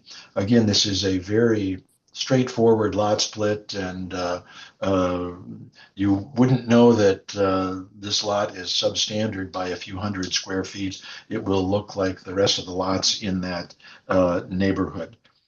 But with that, I'd be happy to answer questions if you have them. No, I'll make a motion to approve this. I believe we had a second. Now we can do discussion, okay. You had the question about the driveway, right? Yeah, with Logan. So I can provide a little bit of perspective on that. So the developer who currently owns the outlots and is petitioning to split them and then build housing on them. He was responsible to build the lift station. And at the time they built the lift station, we talked about the need to install a driveway to the lift station. Well, the argument at that time was, well, the lift station's privately owned, and so they didn't feel that they need a lift station. Well, recently we've taken ownership of that lift station. And in order to maintain it, we'd like a driveway. I think it makes sense to be able to get equipment to that facility, and installing a little bit of fill, culvert, and a driveway to that facility makes sense. And in my opinion, it should be the developer's obligation to construct it. It really should have been built to begin with, but as part of the negotiation for the development, that's one of the things that fell on their side. So at this point in time, it's my opinion that the driveway should be constructed, and that's why I included it as a condition. It's right along the street though, isn't it? I mean, it's right there. It is, but if you look at every municipal lift station that we have, there's a driveway to it so that you can get a truck to be able to pull a pump or do maintenance on that lift station. Not that it's needed that often, or even having the truck pull in there so they can get out, not be on the street, not have to, walk through the ditch to get there, to deal with that. So when Kane's out looking at that facility or anybody else, he's got a driveway and he can access it with, tools and equipment. When you put in that pad, does the pad go around the outside, back side of it too, or is it just, I haven't looked at it myself, but. It doesn't goes up need to, it just needs to go to the lift station. Lift station, okay. I mean, it's so close to the street. I don't even see where you could have a truck sit on the street and play with the lift station. I mean, it's right there. I mean, there really isn't that It's much on the of a back side ditch. it's on the back side of a ditch. Up against the road. So it's 60 feet from the center of the road, or 30 feet from the center of the road. The 60 or 66 foot right away. Am I seeing that wrong, Johan? I mean, you live right next door to it. It's right next to my property. I use it, Kane says he needs it. He needs it. Do I want another driveway right next to my property? No. But if it's required and if it's needed, then let's get it done. I think the discussion about, it was discussed earlier when it was private. And so it's not private anymore. So it's the public is asking because it's, it's on the backside of the ditch. So there's potential for trucks backing in there when they're doing work, running a ditch out the right of way out, so there's some damage done there. So having a paved path with a culvert eliminates all that. Yeah, it's a short driveway. Yeah, No, it could be really it's- short, yeah. It's, you know, 15 feet long probably, right? Yeah, no, I was just, I'm 20 feet picturing long. it in my mind, that's why I'm saying that. And It's a standard we've got on all the other lift stations. Oh, I got a different question here. This is a straightforward lot split, because I know some of the other lot splits have been done around town. Why are we doing a 10% parkland dedication for it? You know, if we're doing lot splits, I don't wanna see some Johan decides to split his lot and then he's gotta pay 10% to the city for parkland. It's consistent with the larger development. Well, yes, The but this is a outlaw large development. The development's over with. This is just this, and then Phil's comment, it was a straightforward lot split. We haven't asked anybody else to do that. I can't ask them to do it too. So it was consistent with the other 17 lots in Riverwood Hills. Well, it might have been consistent with the other 17 lots. Those were developed then. Yeah. This is a new step in the whole project. Well, if it was across the street, it wouldn't be part of the development with the parking lot, but it's in what was originally developed in the plot as a development. Right, but you're asking us a simple lot split to throw 10% for market value up for parkland dedication money for a lot split. That sets a precedent for the next person that comes in and wants to do a lot split. Now they have to throw 10. Because this is a development. Well, It's not a development. it's not a development. It's a lot split. The development happened a few years ago. This is a lot split. Preliminary plat included an outlot A. That's what this is, that they're doing a lot split on. Well, right here at the top of it says we're approving a lot split and a variance for outlot. Doesn't say we're doing a development. There's no, I hear what if we're you're doing a saying. development. It's called, it's part of River Bend Estates, right? Would that drainage field, that would have been excluded from the 10%? For the larger original development, and so now that this is developable land, Per sentence. it's. The, The other thing to note there is, you know, it was always contemplated and is discussed within the development agreement that that outlot someday will be developed as residential housing. When the community waste treatment system sunsetted and was allowed to be removed, so it seems reasonable to me. I guess I don't want Mr. Mayor and Council, if I may, the subdivision code requires park dedication when new lots are created.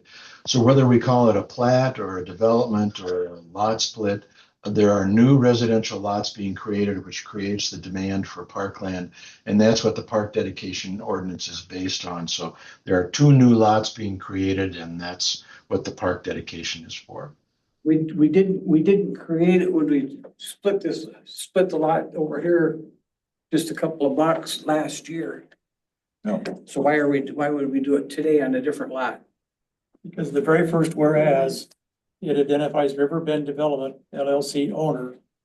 It doesn't matter if it was a business or what. If you're doing an individual lot split, that's my take on it. Okay, well, that's, I guess I sat on the board when the first parkland dedication came up, and I don't think it was referring to lot splits. It was referring to major developments, so.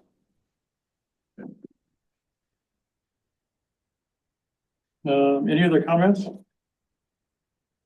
I think the pave, I guess we should ask Logan, are you still on? Logan's not on there. Yep, I'm here. Would you like any other comments to share with us? I think I shared, our perspective at the beginning. Obviously, we'd like that condition stricken, that requires the bituminous and concrete driveway with a culvert. We're providing an easement. I think there was some discussion about being able to get to the lift station. That's what the easement is for. But to require somebody to put in the infrastructure for the actual driveway, doesn't seem to be reasonable in our opinion. we'd rather that condition be stricken and then, like I said, work with the city for providing fill to level that area out so that the city can put in, you know, the concrete or bituminous drive.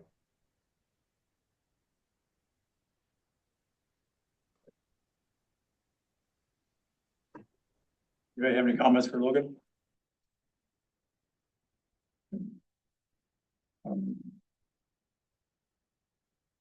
Granted, it's not a big piece, but it is a necessary one, I feel. Just thinking that if there's gonna be a truck and there's only grass, then who's gonna pay the bill to repair the grass of that easement with the city truck pulling in there? I mean, the new owner of that lot and the neighbors aren't gonna want truck marks through there, and then it's gonna have to get Or repaired with the people that city. buy the track there too. Right. Any other comments? Seeing none, would call the voice vote. Rachel? Mayor Ikorst, Aye. Mayor, Councilmember Phillips, Aye. Councilmember Pendergrass, No. Councilmember Rice-Dorfer, I, and Councilmember Spring. Right. Approved. Okay, next item was an WSB update. Kathy, would you want to come up and speak to that?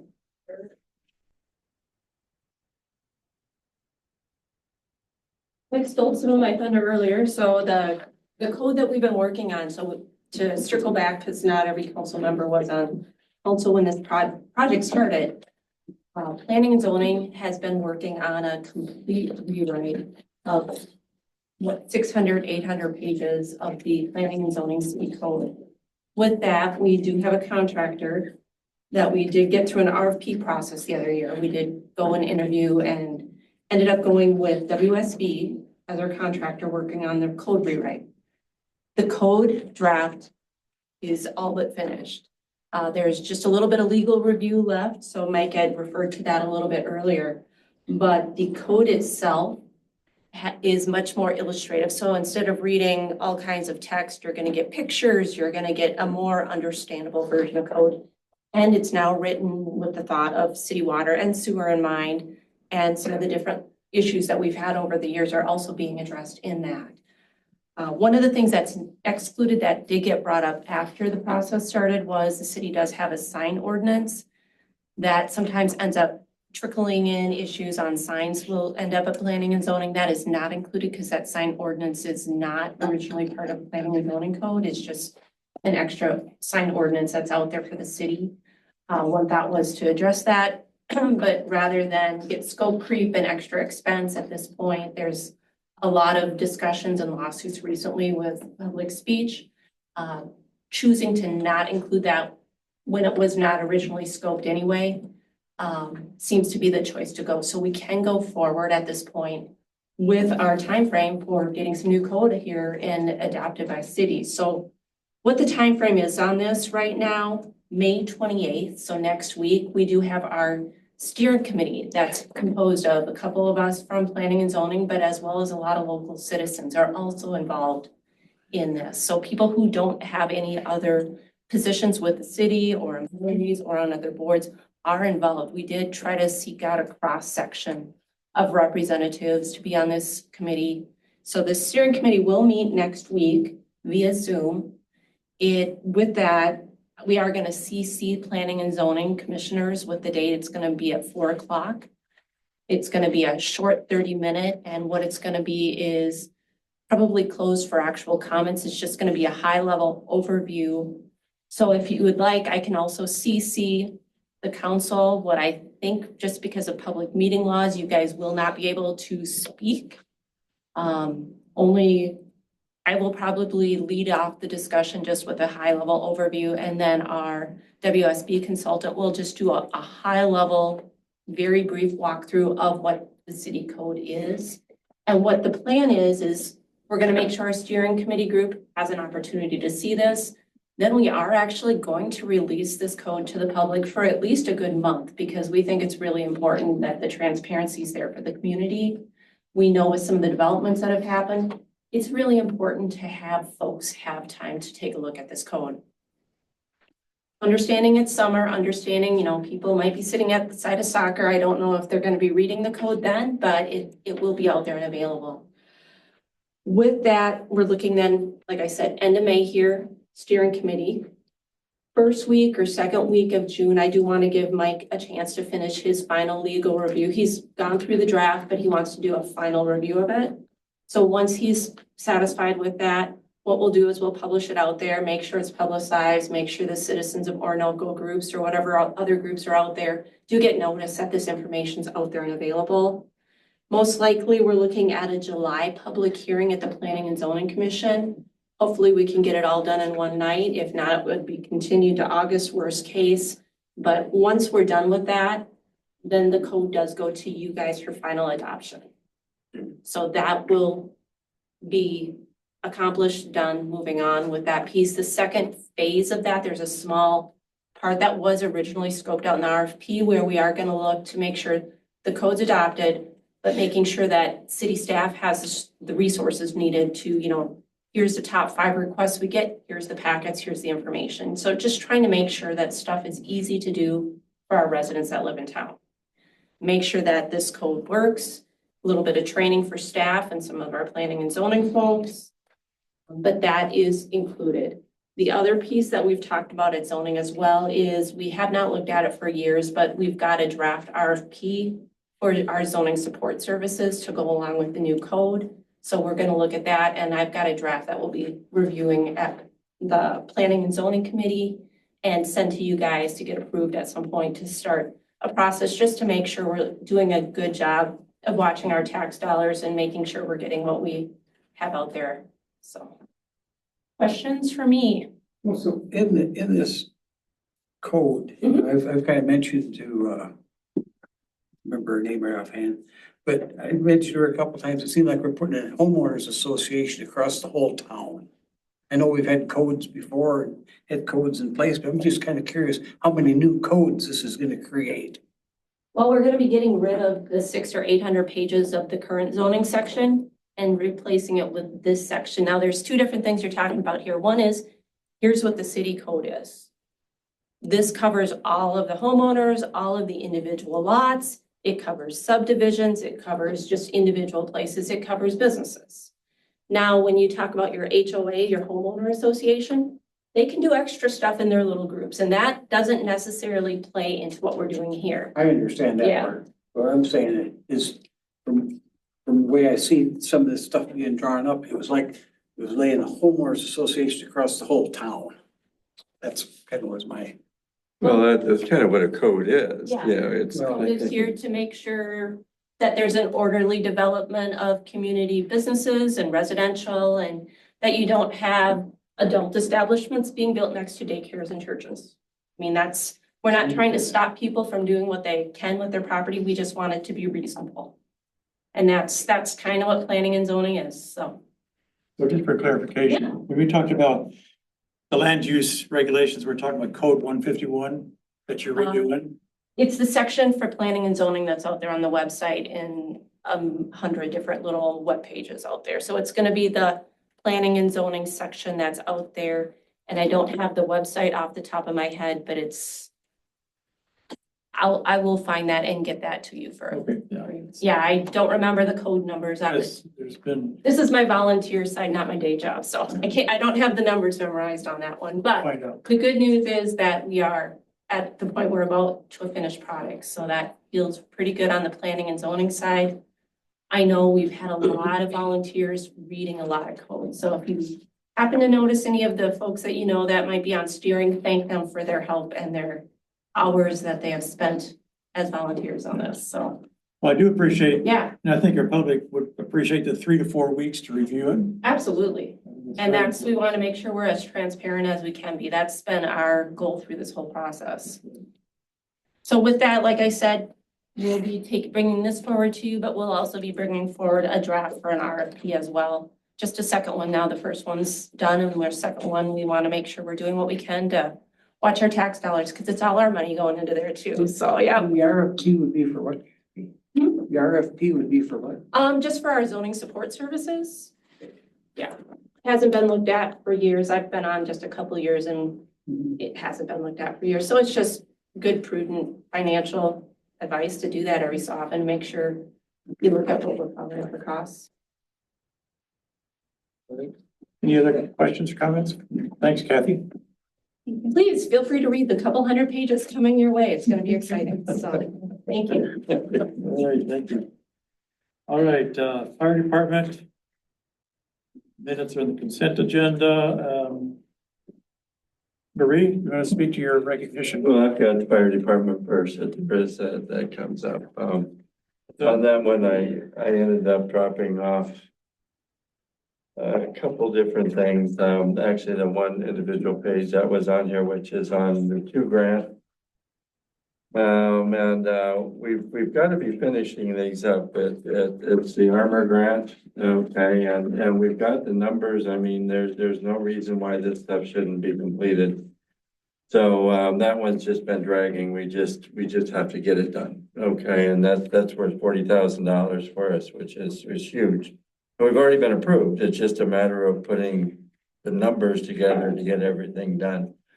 And so Adam's been following up. These people have been getting a hold of Adam, trying to get everything finished. So hopefully Jason can get this done in the next week. And it was in his notes that it's supposed to have been done, but we need to get this done. The DNR grant as well for the update of the ID number. So that's something in particular I wanted to go over, make sure we get it.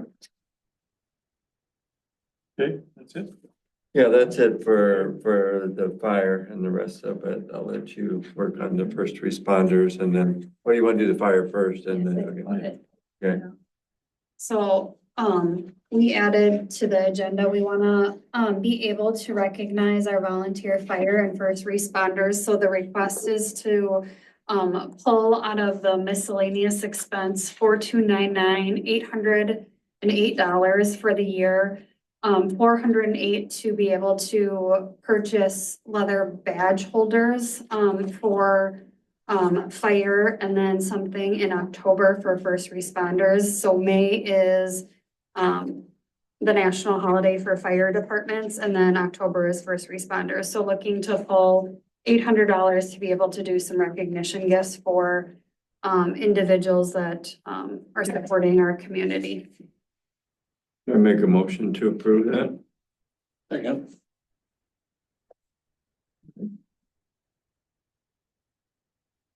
Let's appreciate you taking the time to recognize the fire department, first responders. So thank you. Any comments? Seeing done? Thank you. All in favor, signify by saying aye. Aye. Opposed? Approved.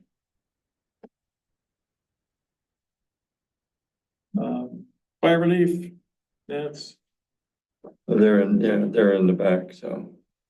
Consent agenda. So, They're in the consent agenda. right, yes, first responders, Okay, that I sent some information that was presented. And gave you a packet of that stuff that everybody has. And what it does after this is just goes over some improvements and changes that have been over the last 4 years. I'll let Yo, if you want to speak on that one, or. Yep. So, our director, Dan Sunt, and I were at the May meeting of the Orinoco Township, and we were given a couple minutes to speak about the decision that they had made to move to fire Ignore Township. Again, like you heard in our comment section before, news to us, news to everyone. We had a few items that we were able to share with them. I did not have the call times at that point. To get the call times, all I did was call Melissa Burns at the LEC in Winfrey County and said, can I have our run times? Can I have Pine Island's run times? Go ask for it. I did give them our roster, which is about the improvements that we made. Our roster, we're at 25, hopefully 25 tonight, members of OFR. 4 years ago, we were at 8. Our runs have increased since 2020, our total calls were 139. Last year we did 173. About 3/4 of them are in the township, which we also shared. Budgets was shared, that's in your packet, was shared from 2020 to now, with a steep increase, which they noted, from 2023 to 2024. This was for staffing, for training, for equipment, for medications. Epi's not cheap. AED pads aren't cheap. So also it showed the township contribution, which had been static at about 83 or 8,500 for at least 7 years back. We had asked for 14,900 for last year. I believe was received this year was bill for $30,000. You want to go over some of the response times too in comparison for? Sure. Yeah. So, the response times, you know, we're gonna have better response times because we're closer, right? To the township, to the city, to the township. It's logistics. The fire trucks are capped out at 63 miles an hour, 65 miles an hour. It's time, it's distance. So we're a little slower than like fire out of the gate. Half of us come from the other side of town, but if you look at the call times, that should be on there, right? We're 3 to 10 minutes in front of them. We just had a call the other day. There's a deck fire in the township.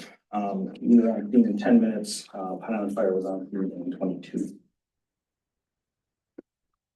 So if you don't know this, with today's materials in home, not the fire will double every minute. So you know, the size of the fire, it increases, it doubles every minute. So again, even not just medicals, but time on fire, it makes a difference.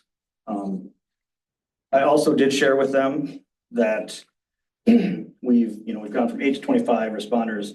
We have 1 paramedic, 9 EMTs, and 15 EMRs. So we run at the EMR level, but we are better trained. We have 6 RNs, one of which is in the ED or in the ER all the time, with 2 nurse practitioners. We have 3 certified CPR trainers, so they help us out. They also train the community, our community.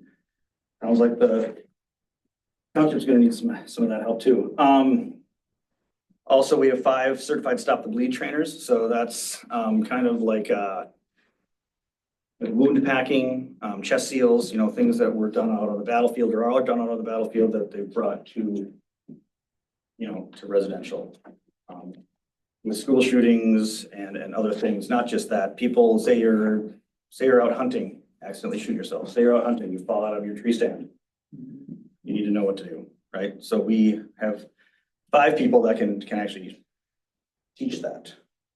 We have 2 certified safety or incident safety officers. That's Caleb Timmerman and myself, and 1 fire instructor, 1 instructor. That's me.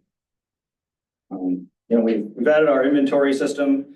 4 years ago, we didn't know what we had. We didn't know what we didn't have. We didn't know what was expired. Today, we know all of that. Today, I could run if we needed to. I could tell you what our call yesterday, how much it cost us in material. We have iPads now in Rescue 1, Engine 1 and Engine 2 for call navigation and status. We now are all of our staff has the G5 Unification pagers through grants and through, half of it's through grants and half of the other half was through city funds. So these little guys are receive only and they're $1,000. We're putting our new Motorola APX 6000 radios in service. The ones we had were the XTS 2500s that were older than half my staff. The new ones are in and they're about $4,800. So that's what Jim was alluding to with the $40,000 in the armor grant. That's going to get us another 8. So, through state money. We're hoping, maybe next month to start an EMS Explorer program. That's gonna kind of piggyback on our Fire Explorer program that's been successful to date. We are now the firefighter rehab for all of Olmsted County. We've been called by Pine Island Fire, and others. And of course, you all know that we have our new rig, our new Rescue One rig that is performing very well. So. What is it? Could you just comment on what the firefighter rehab for all of Olmsted County? What does that exactly mean? Yep, so if there's like medical calls are sprints, right? Like we get there as fast as we can, you know, to help as fast as we can. Whereas like fire calls are a marathon. So if there's a structure fire, it's not gonna take 1 hour, it might take 4. Right? It's, you know, it's extinguishment, but then there's overhaul and, you know, double checking that, you know, there's no flare ups and a whole bunch of other stuff. So if it's a big fire, firefighters are going through their bottles fast, right? So they're sucking down air and they're getting tired and all that. So we go on scene to help out and take vitals, give them water, liquid IV, whatever they need to help them get back. We can tell them, the incident commander, hey, we recommend this person coming back because their vitals are kind of back down to normal. Their heart rate's not at 110. And then they, you know, can make the So call. how did you, were you volunteered for that or appointed or commissioned, or how were you established to be that? So we talked about this, I don't know, years back, and brought it to you guys, and talked about setting that up and using some funds to do that, and getting some grant funds to do that. So, yeah. So we finally got to put it in place so we can heat and cool a tent. And actually, our new Rescue One that has the 2,500 watt inverter on it can run 8 air conditioners if we need to. Not that we do, and we have one, but we can. So we thought we did share some of that information as well with the township. Right. Jim, was there anything else you wanted me to highlight? No, I think that's it, that we can respond faster than what Pine Island can to this area, do a better job. We've got the staff that's there, phenomenal people that have come out of Mayo that work there every day and have this.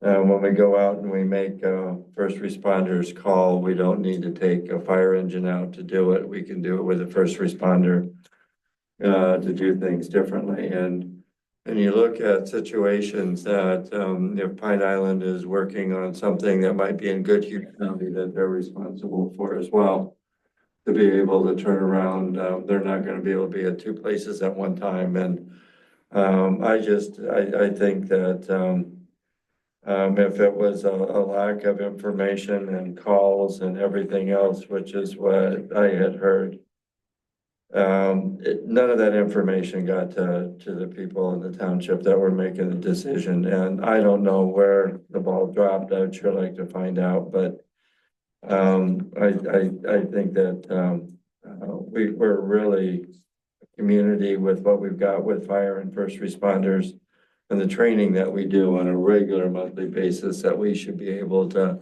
handle a lot more than what we're handling right now. And I just think that we've been cut short without getting the information to them, which is what they had asked for. So I still don't know where that breakdown in communication was at. Is there any potential to go back to the township and sell our case, or it's done? I don't know. I was not at that meeting.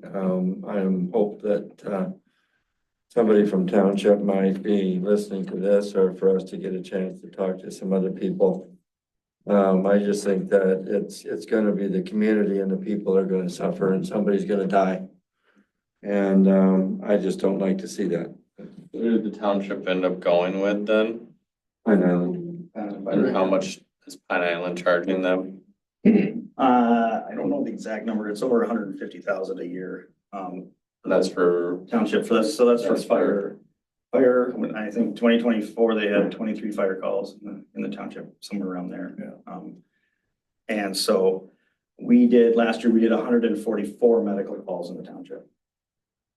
So they're not charging the township anything then for Well, emergency well, service?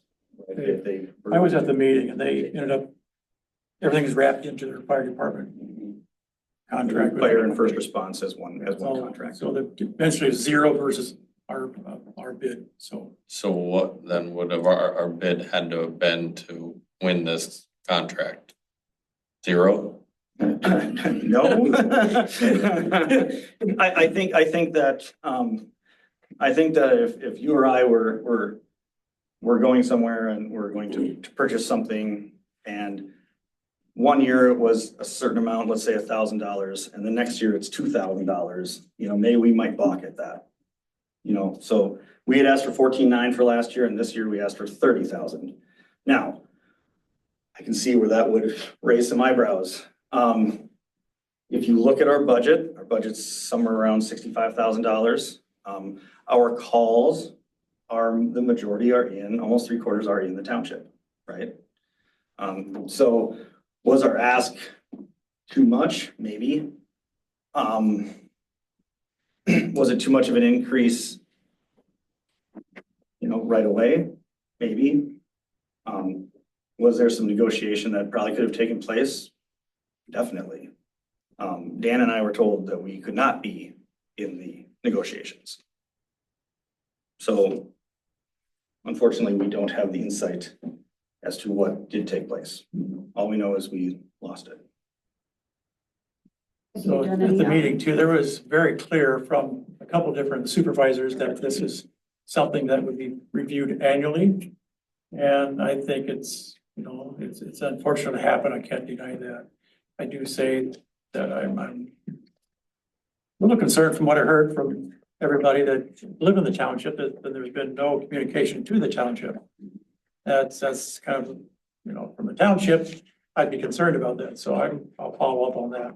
But the point is, I think there is some empathy about, let's look at it again next year and see how the next 365 days go, how the township residents respond to that.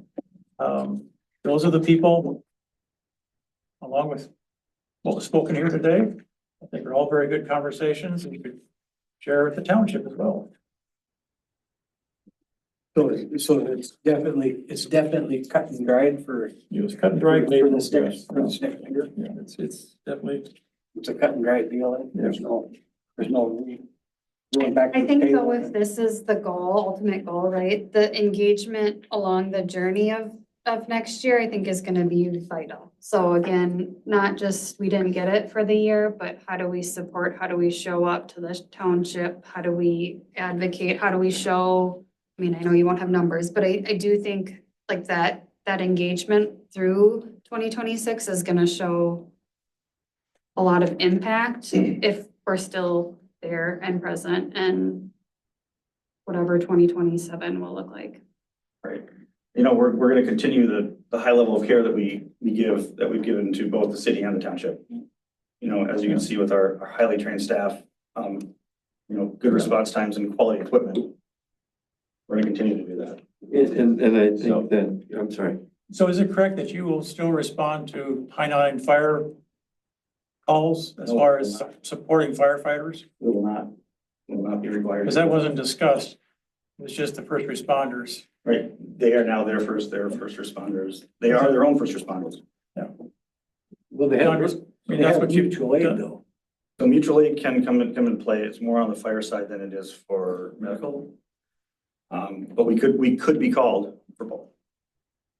There's also a change that was done. If you look at what we invested in as a city for the new truck that we have for the first responders, and also for what we have for engine number 2, we've come up a long ways from what it was even 2 years ago for what we've got right now and the training and everything that's going on.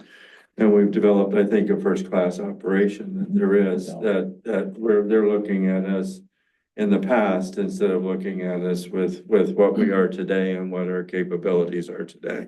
And that's a shame, so I'd like to, even if we could invite them and the other supervisors to come take a look at our fire hall and see what's really there, or go and see what we have for medical stuff and how we work it. You know, I think that we're really a much better run organization than what they realize. Some visibility, some, more transparency, even from first responders and fire department to the city council. I'm looking at in the future to be even more transparent, more of an update, not just we had 2 calls or we had 4 calls or we had 12 calls. More to, yes, we had these calls, but here's also what we're up to. We hosted a CPR class. We trained 12 people in the community. We hosted this, and we had, the Girl Scouts from Pine Island come in and tour our facility, things like that. So is it the way the show is run here, or is it just the money? No, I think That's a good question, Paul. And I did ask that, and they said it had nothing to do with our quality of care. That's kind of, okay, yeah. That's what I heard too. Yeah. So they're, from their perspective, they're responding to the township residents, and at the same time, the residents can respond to the service too, so. See how it plays out.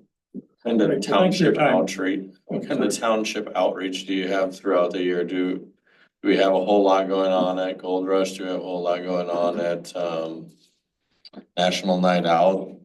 There's something that you feel like is heavily utilized by township residents to be able to put that bug back in their ear and say, hey, we're not responding to your calls anymore, but maybe we should be, and here's why.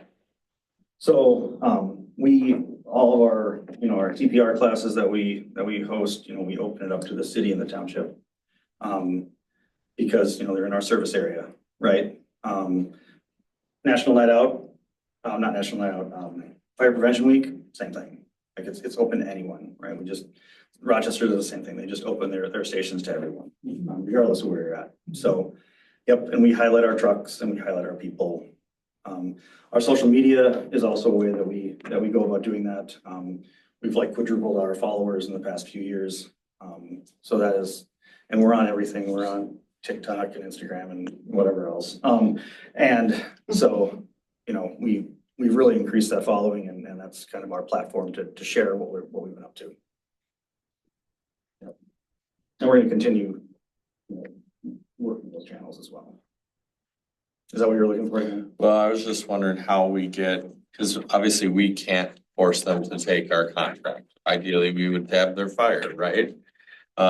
We can't force them to, so it's going to be township residents that are going to have to step up to their leaders and say, we want Orinoco. So how do we get to those voices that can go to their leaders and say, we want Orinoco? I mean, that's where the power is gonna be. Right. So this is all speaking of Orinoco Township and New Haven Township, just on the end, and outside of Orinoco. Do we address any of that stuff, or is that Pine Island just automatically takes care of all the New Haven? Because I know New Haven and Orinoco Township, they've helped purchase the equipment that's in Pine Island. That's the connection. Right, there's 5 townships that supply Right. money. It's both townships that do it, right? But do we service any of New Haven Township at all? I don't think we do. It's we? all Pine Island country. Okay. Fire and. Well, it's kind of sad because it's about 16 miles over the corner of the township over here from Pine Island, so it's 16 or 18 miles to the far corner, so it's quite a ways to go for, almost be closer for Rochester to service that than Pine Island. Or for us to service. Well, I'm just saying, we're talking across the Sunboro River, 2 miles on 75th Street. That's closer to Rochester than it is here. Okay, I just have one more bigger comment. I do think that we need to work on making sure that everyone has the same messaging on things and we're inviting the right subject matter experts to the table to advocate for ourselves. So making sure that we're being transparent when conversations are happening. I think that's not just for this situation, but just broader. And maybe that's something we need to tackle as a committee to make sure that we're all in the loop. We know when things are happening and we're bringing in the right experts to be able to back up with data and give them the right runway to be successful. I think that's our job to do. And we've failed them here. So I do think there's an opportunity that we need to level up that. I think one thing that wasn't talked about, unfortunately, this boiled down to money and not quality of care, and speed. But, distance impacts homeowners, in their, for fire protection, with their home insurance. Right? We're currently running on an ISO 6, ISO 1 is the best. But more like South Metro and Denver is ISO 1, they've got billions of dollars to throw at stuff, we don't. We're at ISO 6. Now, if we're at ISO 6 within 5 miles of driving from where our station is. Okay, so the majority of the township is in that range. Unfortunately, the township is in an ISO 10, which is the worst, which is the hardest to insure. Some residents that are building have been told they can't be insured or they need to be self-insured because they're in an ISO 10, meaning fire department is more than 5 miles away. There's no water there. Water has to be brought in. And it's, their houses would be basically a total loss. So I don't know if that's been brought up to the residents of the township. We benefit in the city, we benefit from that, from our rating, which is actually probably going to be the ISO people. There are 2 in our state. They're going to be in the next 6 months. They're probably going to be walking into our station and saying, let's do an update, which we welcome. All right. Thank you. Thanks for your time. Thank you, Johan. Okay, we have one action under first responders. Requested Dan Sent, the director, requested Nick Timmerman be added to the OFR. So the fire department has a certification need to be first responders. So Make a motion. Okay, to bring in Nick. to approve him for first responders. Mhm. And Paul seconded. Yeah. Okay. Any comments, discussion? Seeing none, all those in favor signify by saying aye. Aye. Oppose? Okay, EDA, we have an item, resolution 2025-10.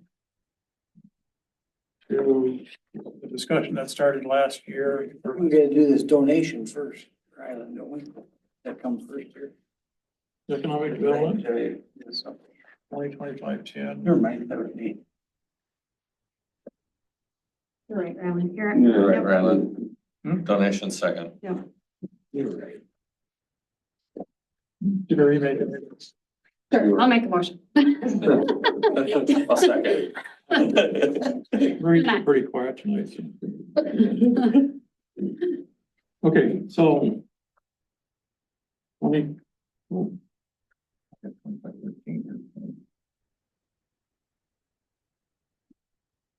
2025-10. Yeah.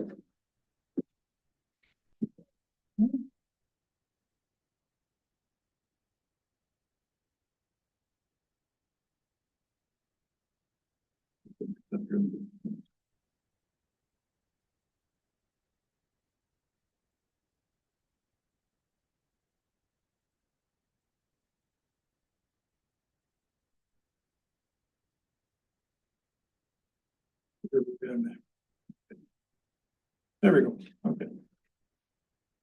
So in our discussion with the branding program, we received, EDA received a $10,000 small town grant for the $20,000 budget. And so what this resolution is covering $5,000 of moving expenditures around within our budget. Take the 5,000 from salary and wages and applying it to our contract labor, $5,000 to cover the 5,000 that we committed to 15,000. We'll cover the donation by Dragon here in just a minute, but so this is a motion to move those budget funds around, so. Make a motion to approve. Who did that, Daniel? You guys already did it, right? Yep. Okay, I didn't know if you were, All in favor, signify by saying aye. gotta be a motion to move to call. Voice vote, I'm sorry. Sorry. Mayor, Aye.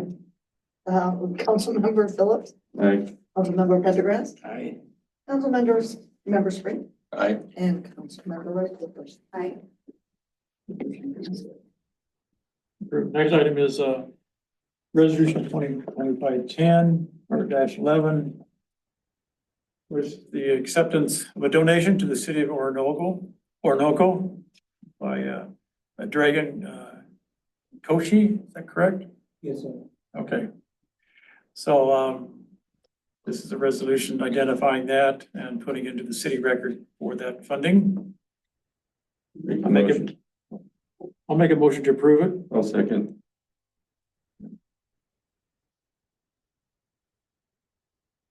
Mayor, oh, excuse me, Yes. I thought you were ready for your Oh, voice. I'll just wait. Thank you, sir. Yes, thank you very much. Did you see a copy of the resolution? There's a copy in the book. I'd like to make sure you see that copy as well, so. I know there was, I can just read it here too.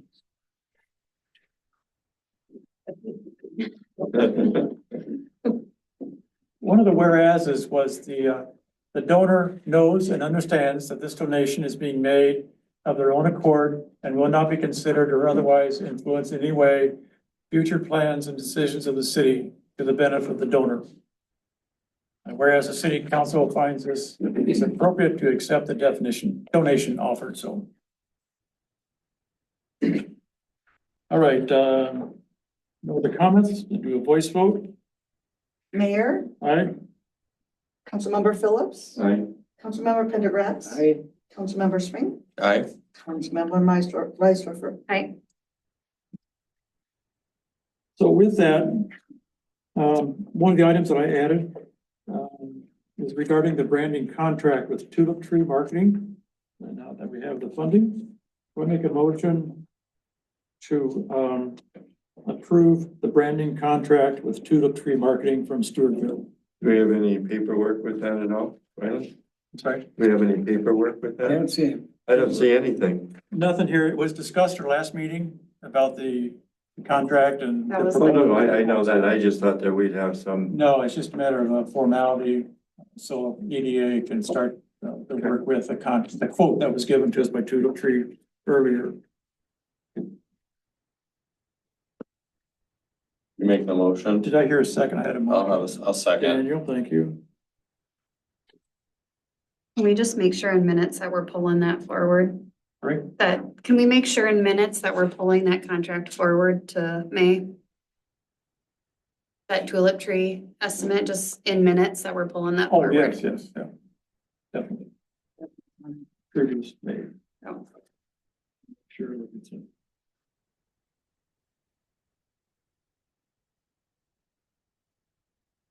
That's a good point, thank you. Both Jim and Bree. If there's no other comments, all those in favor, signify by saying aye. Aye. Opposed? Approved. Parks and Trails. Now we have a new member that's come forward. His name is Lee Burgum. I make a motion, we approve him for the Parks and Trails Committee. For a second. Jim, thank you. How are you getting all these recruits? Okay. I said, how are you getting all these recruits? You have city, water and sewer, now parks, like, all They're right. just fun. I'm gonna need you to go shake a sign for P and Z soon. I walk around with that board, you know. Okay, okay. We offer snacks, I don't know. Yeah, is there snacks or? Like, There are no snacks. There should be. Any other comments? Seeing none, all those in favor, signify by saying aye. Aye.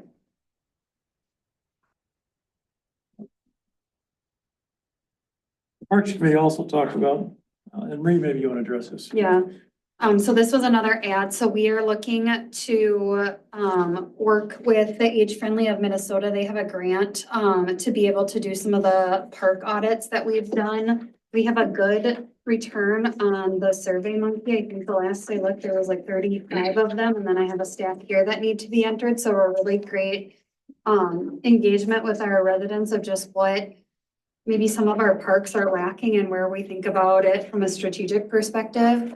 There is money within this grant to be able to use about 2,400 to maybe 2,700 to look at what it would cost to pave the Riverwood Park trails as well as paving Orinoco Park from the parking lot to the gazebo.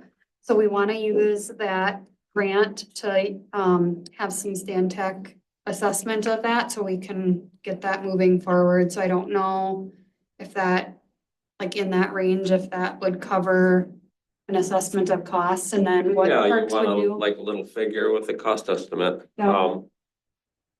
Yeah, Okay. it's fairly straightforward. We would just do that on an hourly basis, but that's enough money to do that, a little bit of work, Yeah. for sure. And so they approved us from the state to use those funds to get some assessment. And then what Parks and Trails will do is look at all of the priorities for the year and then understand, you know, whatever the cost is, what that looks like from a budget perspective. And maybe it's a 3 or 5 year plan, but right now we don't know what it's gonna cost. So using some of the grant money to figure out that is gonna be key. Make a motion. I'll make a motion to approve the use of Age Friendly Minnesota to get some Stantec resources to pave the Riverwood Parks Trail as well as the Orinoco Park from the parking lot to the gazebo. Second. You say it? No, I did. Daniel, thank you. Thank you.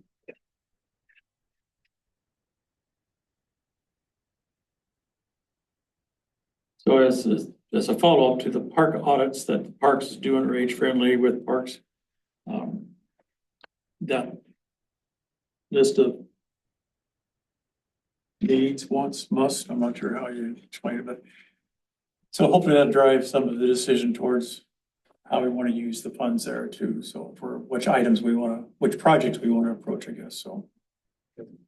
So just, the money's there whenever we decide to use it. Whenever we give you direction, I guess, on what we want to do. Do you want me to move forward with this now, or do you want to wait? If we can use it, yep. And then maybe break the cost estimates up into parts, maybe even. Yeah, I would do like Riverwood Park and then the Orinoco separate. Do you want to maybe even break Riverwood Hills up into parts? Like Yeah. you trail can. segments, so you know, if you only have so much money, you could maybe that would be. It'd be good to have over there, yeah. Other Some than just have options, a, yep. Yeah, let me know Yeah, when, the Orinoco Park, we talked about a paved plan from this, the oval to the shelter. That's one idea. Yeah. Or To the gazebo. in Orinoco Park. do you have like a vision of what that would look like? I'm a little foggy on yeah, that. I can get you some. Apparently it's not paved, so like from like a, I can take a picture and send it. Well, to maybe you. Kane, do you know? Okay. it's, yeah. Yeah, Kane. and I Yep, we talked can get you about some, yep. And then I can work with you, they just require some, like, so Orinoco would pay for it and then the grant will reimburse them, so we can get that paperwork figured out too. Sure. Riverwood Hills is, you know, we have those. Paved, that's not done, so. Is that in Riverwood Hills too, where that drain field is? It goes through there, it goes through there, yeah. You're talking about the trail down to there. It's, Right, there's like parts is multiple paved. trails. From the same Yes. two houses that go down. Yes. Filters.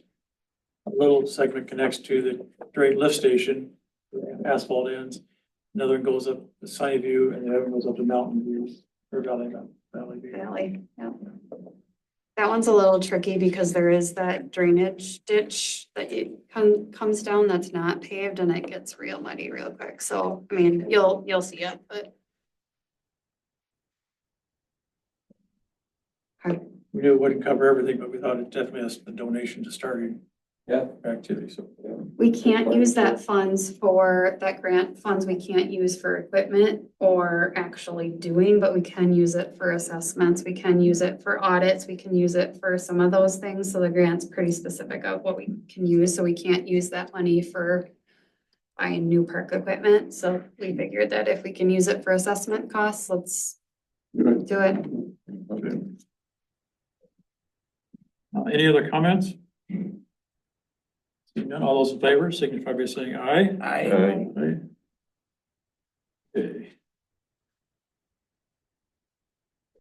Page 4. Streets and roads, Yeah, no, you had the. We have one more about the pickleball. Oh, pickleball, I'm sorry, yes. You even brought it up. How would you miss a note? Pickleball court, yes. Different color. So, Yeah, we wanted to get approval to paint, well, for Orinoco Park, they have the tennis court, the tennis. River Park. River Park, sorry. The tennis net needs to be replaced. There's some big holes in it. There's like a backboard that's got a big significant hole in it. So if you're practicing tennis by yourself, your ball's gonna go right through it. So, and then they also want to be able to take the tennis court and paint a pickleball in it, so that people can use that. They'll have to bring their own net, but just having some lines painted in there. So Parks and Trails approved that to move forward to fix the net, fix the hole and do some painting. So we're gonna need some of Kane's time to help do those things. So I think there's already pickleball painted. They want it two, They want right? two. Two, Yep, two individuals. yep. I think the one that's painted apparently is not regulation, so they wanna make sure that it's, That's not, yeah, Yeah. that's not regulation. Yep. and we won't provide the net, pickleball net. They'll have to bring their own. Yeah. Yep, So have you been down to that pad at all? I have. It needs It's some work. very pitted, rough. So how much does it cost to, I had a little conversation with Kane the other day about this actually. And it was like, how much does it cost to paint? Would it be more beneficial to resurface that and put some leveling down before painting? And should we not put the cart before the horse, so to speak, on like actually redoing or helping that area out maybe in a year to come versus paint and have to remove the paint and to do the resurfacing, so. Put it on for next year's budget and work it that way. Well, I think that, what do you think it would cost to paint two of those? Cause you had a good idea that you can actually buy the lines online, right? Yep, you could bring your own net. you could Weighted bring your own lines. lines, bring your own equipment. One thing I would caution is that instead of sticking more money into that surface and that park that floods regularly, I would tend to think that if you're gonna level or do a sport court or a material, a new finish on something, to do it on something that is not gonna be flooded and not gonna be, and that's just an idea. Not constantly at. Yeah. Right out here. Beck and call. That's just a thought. I'm just thinking long term. If you put $5,000-$10,000 into that court and it floods, I mean, that'd be a shame. That's all. So this would also be something we would have to contract out, because you don't have the equipment to paint those lines. No, I can't get that accurate, no. Okay. People would be in an uproar if I painted the line. This isn't bad out here for what we've got out here in this part, just to put one out here. Cause that's level, and everything, it doesn't flood. All the basketball. I haven't been out on there. Well, yeah, but the hockey during the summer, winter time, you're not gonna be doing it Same anyway. thing. I think, again, you know, Parks and Trails, we're thinking about what is our plans. I think there's probably an opportunity to maybe go back and say, where is the prime location for pickleball? We know everyone wants one, but maybe we need to think about that. I mean, I think Pine Island has a really cool idea that they have it enclosed if we're doing the skate Pine Island rink. is right there in Trailhead Park. Tennis court. Yep, they have it multi-use, right? It's pickleball, it's tennis, it's the ice rink in the winter, it's all enclosed. I mean, but again, that comes with a cost. So if it would cost, like, would it be beneficial to maybe tape those lines? Cause they make court tape. And if we're talking contracting somebody for a few $1,000s to paint versus, you know, paint tape or even the line kits are under $100. Well, you're talking about the surface is in very good shape to start with, right? No, we would have to, like, I would imagine there'll be some volunteers that would go out, help clean it up and then put down the court tape. I guess, playing there what is today, it all, right? is the What's that? concrete all People are dripping playing and at flaking, or what is it? Court today. Yeah. Imagine. Yep. Yeah, I imagine they are, but using the tennis net, I would imagine is what they're doing. Yeah. Which the tennis net is removable, so they could bring their own net for that as well. Could you get a quote for us from Durst? Yeah. Now, you told me one time you wanted to build your own painting machine too.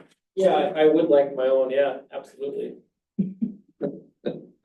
So they have these carts with the cans too, they're about $160 a piece.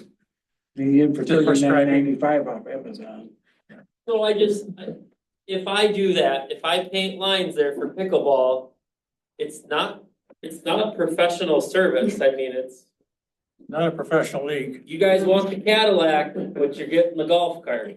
You know what I'm I saying? think you're selling yourself short, Kane. Well, I look at all the lines that we paint for Gold Rush for $1,000. I think we can go back to Parks and Trails and just say, you know, what's the long-term vision? Is it the right location? We're gonna need some work on the overall. I think that needs to be the discussion before we start circling our ideas here, because River Park, you can park about 3 vehicles, right? Biggest parking lot in town though. Right out here, I think it's. Probably better off to use the, probably be Just better off to saying, use why the do we parking need 2 lot. pickleball courts if you can only park 3 cars there? 'Cause everyone wants pickleball. Exactly. So I just think we need to be more long-term minded here, what we're going for. Probably better off to paint the parking lot with a pickleball court on it down there. I like pickleball, I really do. I'm not gonna go to River Park to play pickleball, right? The competition. It's a neighborhood theme here, right? If you live in Riverwood Hills, I doubt you're gonna travel across town to. I could be wrong. Well, this This goes into what Jason's asking us to look at, 1 3-year, 5-year, 10-year plan. Yep. And unless we do this, striping a river park at the minimal, whatever cost that is, Right. the next step is to be part of a comprehensive plan or I think we're trying to find like a easy, low budget solution, but again, if it's pitted and it's. So if people are already bringing their own net, why don't they just bring their own lines? It comes in a kit.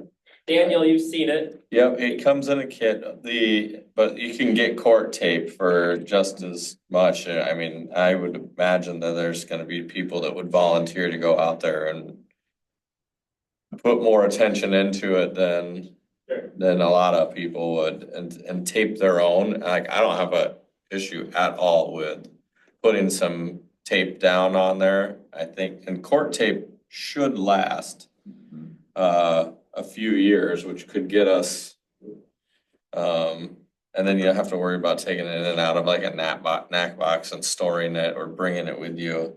I think that's totally reasonable, is to get some, at least tape on there, and or if we volunteers, allow them to do it.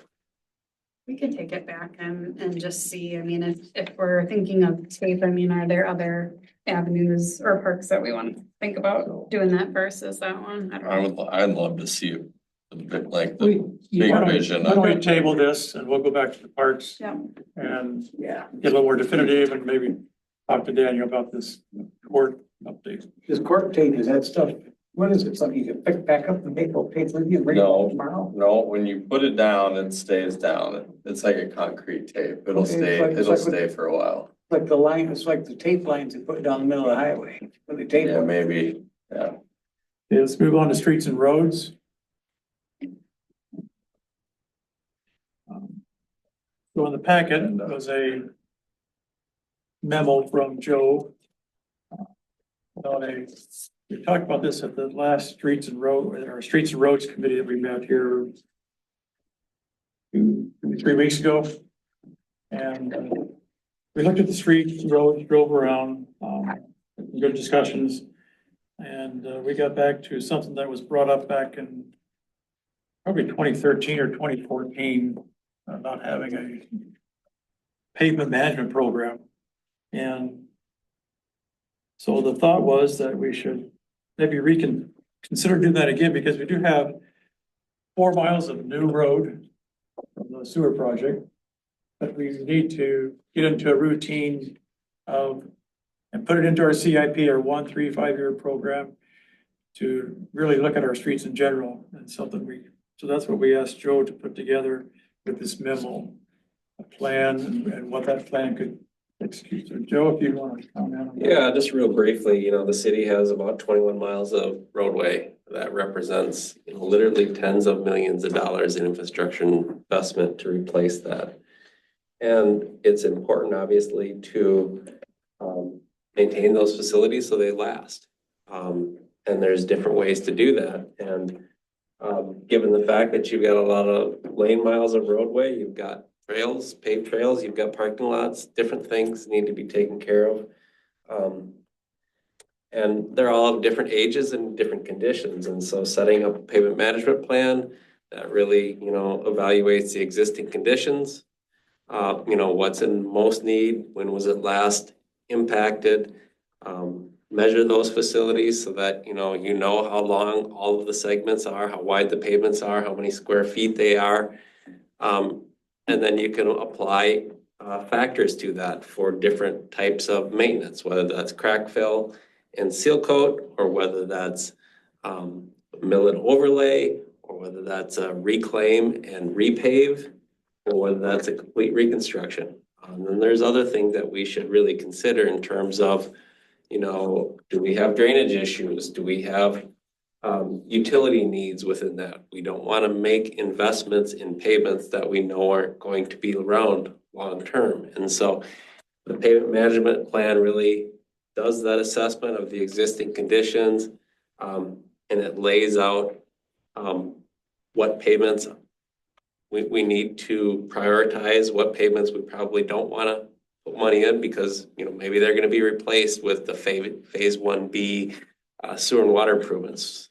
Let's not invest in those heavily, and prioritize where you spend your money and lay out a sequence that we can address all of the pavements in town on a cycle. So maybe all of the pavements in town get seal coated or crack filled at least once every, let's say, 8 years. And it lays that out. And so in 2025, you have these streets that need attention. And this is the estimate for construction in 26 and 27, 28 over the next 10 years. So it's a budget tool. It's a maintenance tool.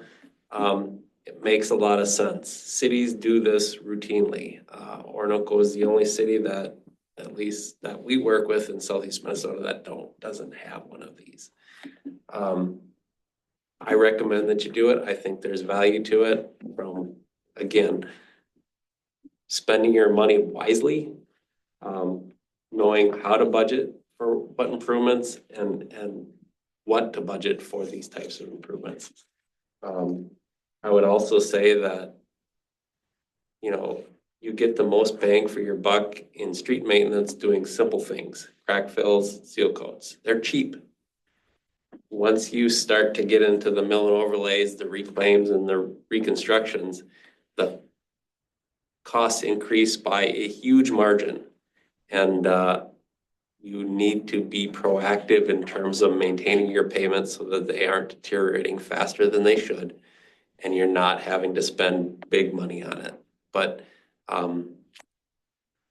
putting them all into a cycle and having a logical sequence in which things are done makes sense. Right now, it's more haphazard. We've been able to kind of tie it together every other year for the last 10 years doing seal coats and crack fills.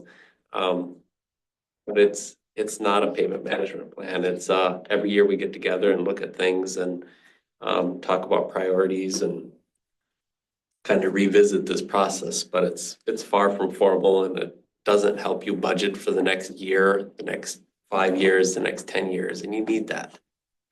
So the thought is that we would put a payment management plan together for you. The estimated cost is about $13,618. We do this work on an hourly basis. If you'd like to do that, we'd be happy to do that for the city. Thoughts, comments? Any motion to move forward with discussion or motion first? You gotta make a motion and second before you do discussion. So I make a motion. Okay, I'll to second. approve this so we can get the discussion. I know when I was on street. I'll second that. So when I was on the street committee and that we rode around and we took a look at it and I know you've got some pretty good history. And so does Kane on that stuff that there is. I know we kind of held back on that just because of what there was with the sewer project, because we know that so much of it was going to be replaced. That we didn't do it. You know, but I know over on our side that you know, we need some stuff over there desperately, and especially if you're going to have more construction going back over there again. We're gonna have the trucks back again, and it's gonna chew up that stuff even worse than what it is right now. You know, I mean, I don't like to spend the money, but I also understand having a program in place like you're talking about. Identifies things, and I think it is good for the 1, 3, and 5 year plan on looking at that stuff and having it organized, knowing that this is the direction that we're gonna go, instead of we'll just talk about it next year when we take a ride around next year, you know? And I think that this might identify those more specifically of what's happening. And I think it'd be good for us to be able to talk to our residents as well, saying, okay, this is, we've done it. You have to wait 2 years, but they'll know, okay, in 2 years, it's coming. You know, and that helps put them at ease too, instead of, oh, well, we're working on it. I think that would be a good way to do it, so. I think so too. I think it does, you're right, it does give residents the street in front of me, what's gonna happen 2, 3, 4 years from now. But the point too is that, and we did this with Zumbro Hills Road, you know, that was an assessment. I think it was 30% assessment to the residents, and the balance was covered by the city. So I think there's opportunities that will help. I mean, assessments are kind of a necessity sometimes, but I do think that would help kind of accelerate the programs, especially on the bigger projects, that Riverwood Hills, right? You know, not much is done there. It's gonna break down big time. Like, if you drove, you saw it. It needs to be done. Just one example, we can work with Phase 1B, those streets, if whatever we decide to do there too, so. But I do think it's just having something in front of us and not looking out the car window every year and say, well, let's do this, let's do that, and that's not really cool. Which is what we were doing, okay, and which worked. We may still have to do that. Until this time, and I think we gotta. You're still gonna lean out the window and look anyway. But I think we need to have a direction, an organized direction of what's going on. Okay, so the money's in streets and roads for this to be done. We have 30,000 or 50,000 in our streets budgeted for this year, so. Any other comments or questions? Yeah, so doing this would probably minimize the actual road repairs that we would be able to get to this year. Well, it is, but I think that, Ryland, didn't you make a comment at the end of our last meeting that we had some extra money that was in there that we could use for streets and We roads? were where, Jason is looking for, yes, it's there. Well, I thought- But how it's being used It's is the there. question. I thought we had, Okay. I thought we had Words are important. accumulating It is funds there. for streets and roads. I thought we had a fund that accumulates each year for streets and We can roads. still do that. That's still a I kind of mean, plan. that isn't already in place. No. No, because we used everything we had last year for what we needed to do, and we didn't have a lot last year, but We we, did $30,000 last year. So this year we have 50,000, but we do want to build that. You know, our discussion was to build it up every year, but since then we've had our 1, 3, 5 year plan discussion, so I think that's where it's going to kind of help. And this will help guide us that way too, so. Yeah. And get the money in the budget Right. when we come to budget. and time. and again, it's talking to our residents when the budget goes up next year that, okay, this is what we're doing, this is the plan, here it is. And if you can explain what we're doing, you know, our residents are more apt to swallow the pill. Yeah. You know, so. Or are we allowed to do that? Because last year I wanted to bring money forward from the snow plowing from last year to this year because we didn't use it. Are we allowed to take money, save money this year and then use it again for next year? That's another discussion we'll have. soon. Yeah, that's. I'm serious. I know what you mean. We'll get into that, that's. Budget year versus what. But I do need to point a couple things out.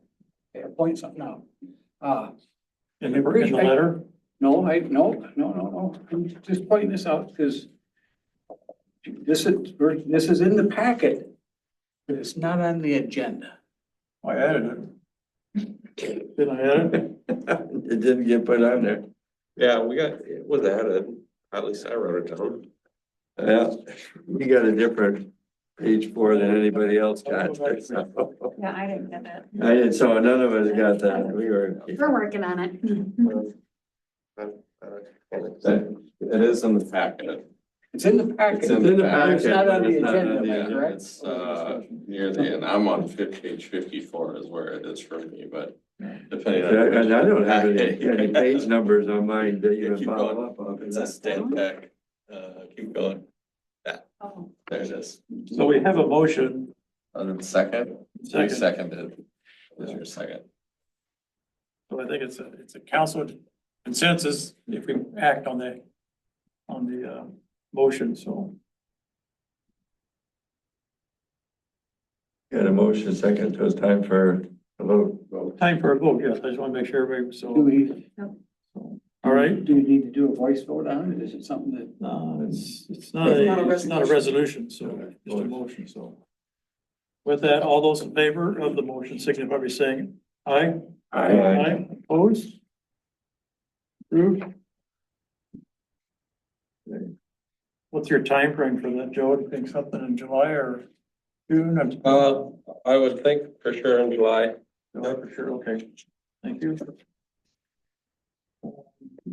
Unfinished business, Mary Nash, property question. Yeah, they're still going in and out of,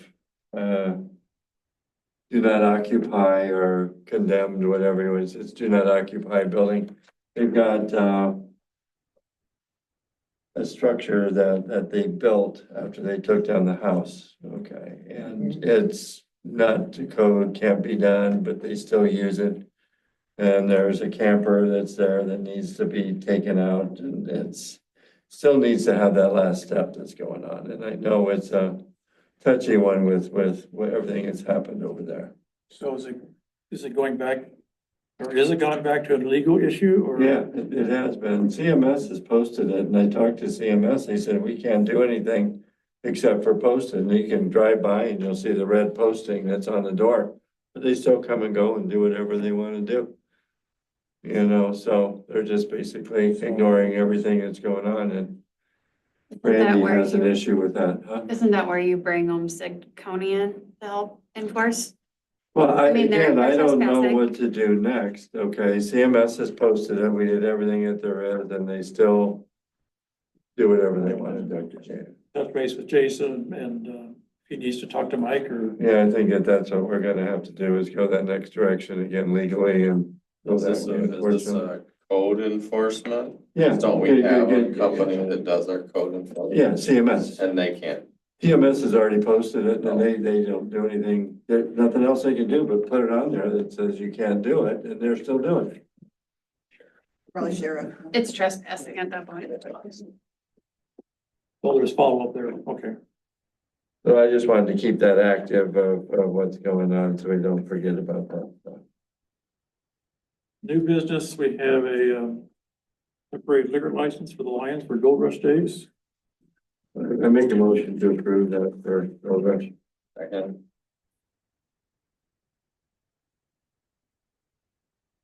Comments?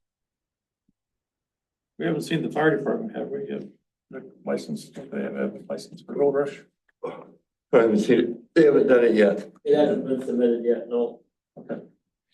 Any other comments on the liquor license for Lions? No, I make a motion to approve it. I did. Jim did, so Daniel second. All in favor, say aye. Aye. Aye. In late. In there. Approved. The next one, we took care of, what are the? Recognition. He always gets like. I'll make a Taken out. motion, We gotta approve the consent agenda. consent agenda. I'll second it. All in favor, say aye. Aye. Approved. Motion meeting adjourned. Second. You was trying to bring that.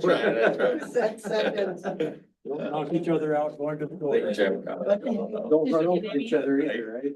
I got a couple seconds. Got one and Rylan took it away from me. He wanted to give it to Paul. All right. Hey, Yes. It's like, it takes time. hey, my ventriloquist training is paying off. I'm throwing my voice over there. Stop recording. Stop. Oh, you gotta Can I move stop your, it? move your, Yeah, but the top. you gotta go to your Zoom. There we go. Stop recording. This America.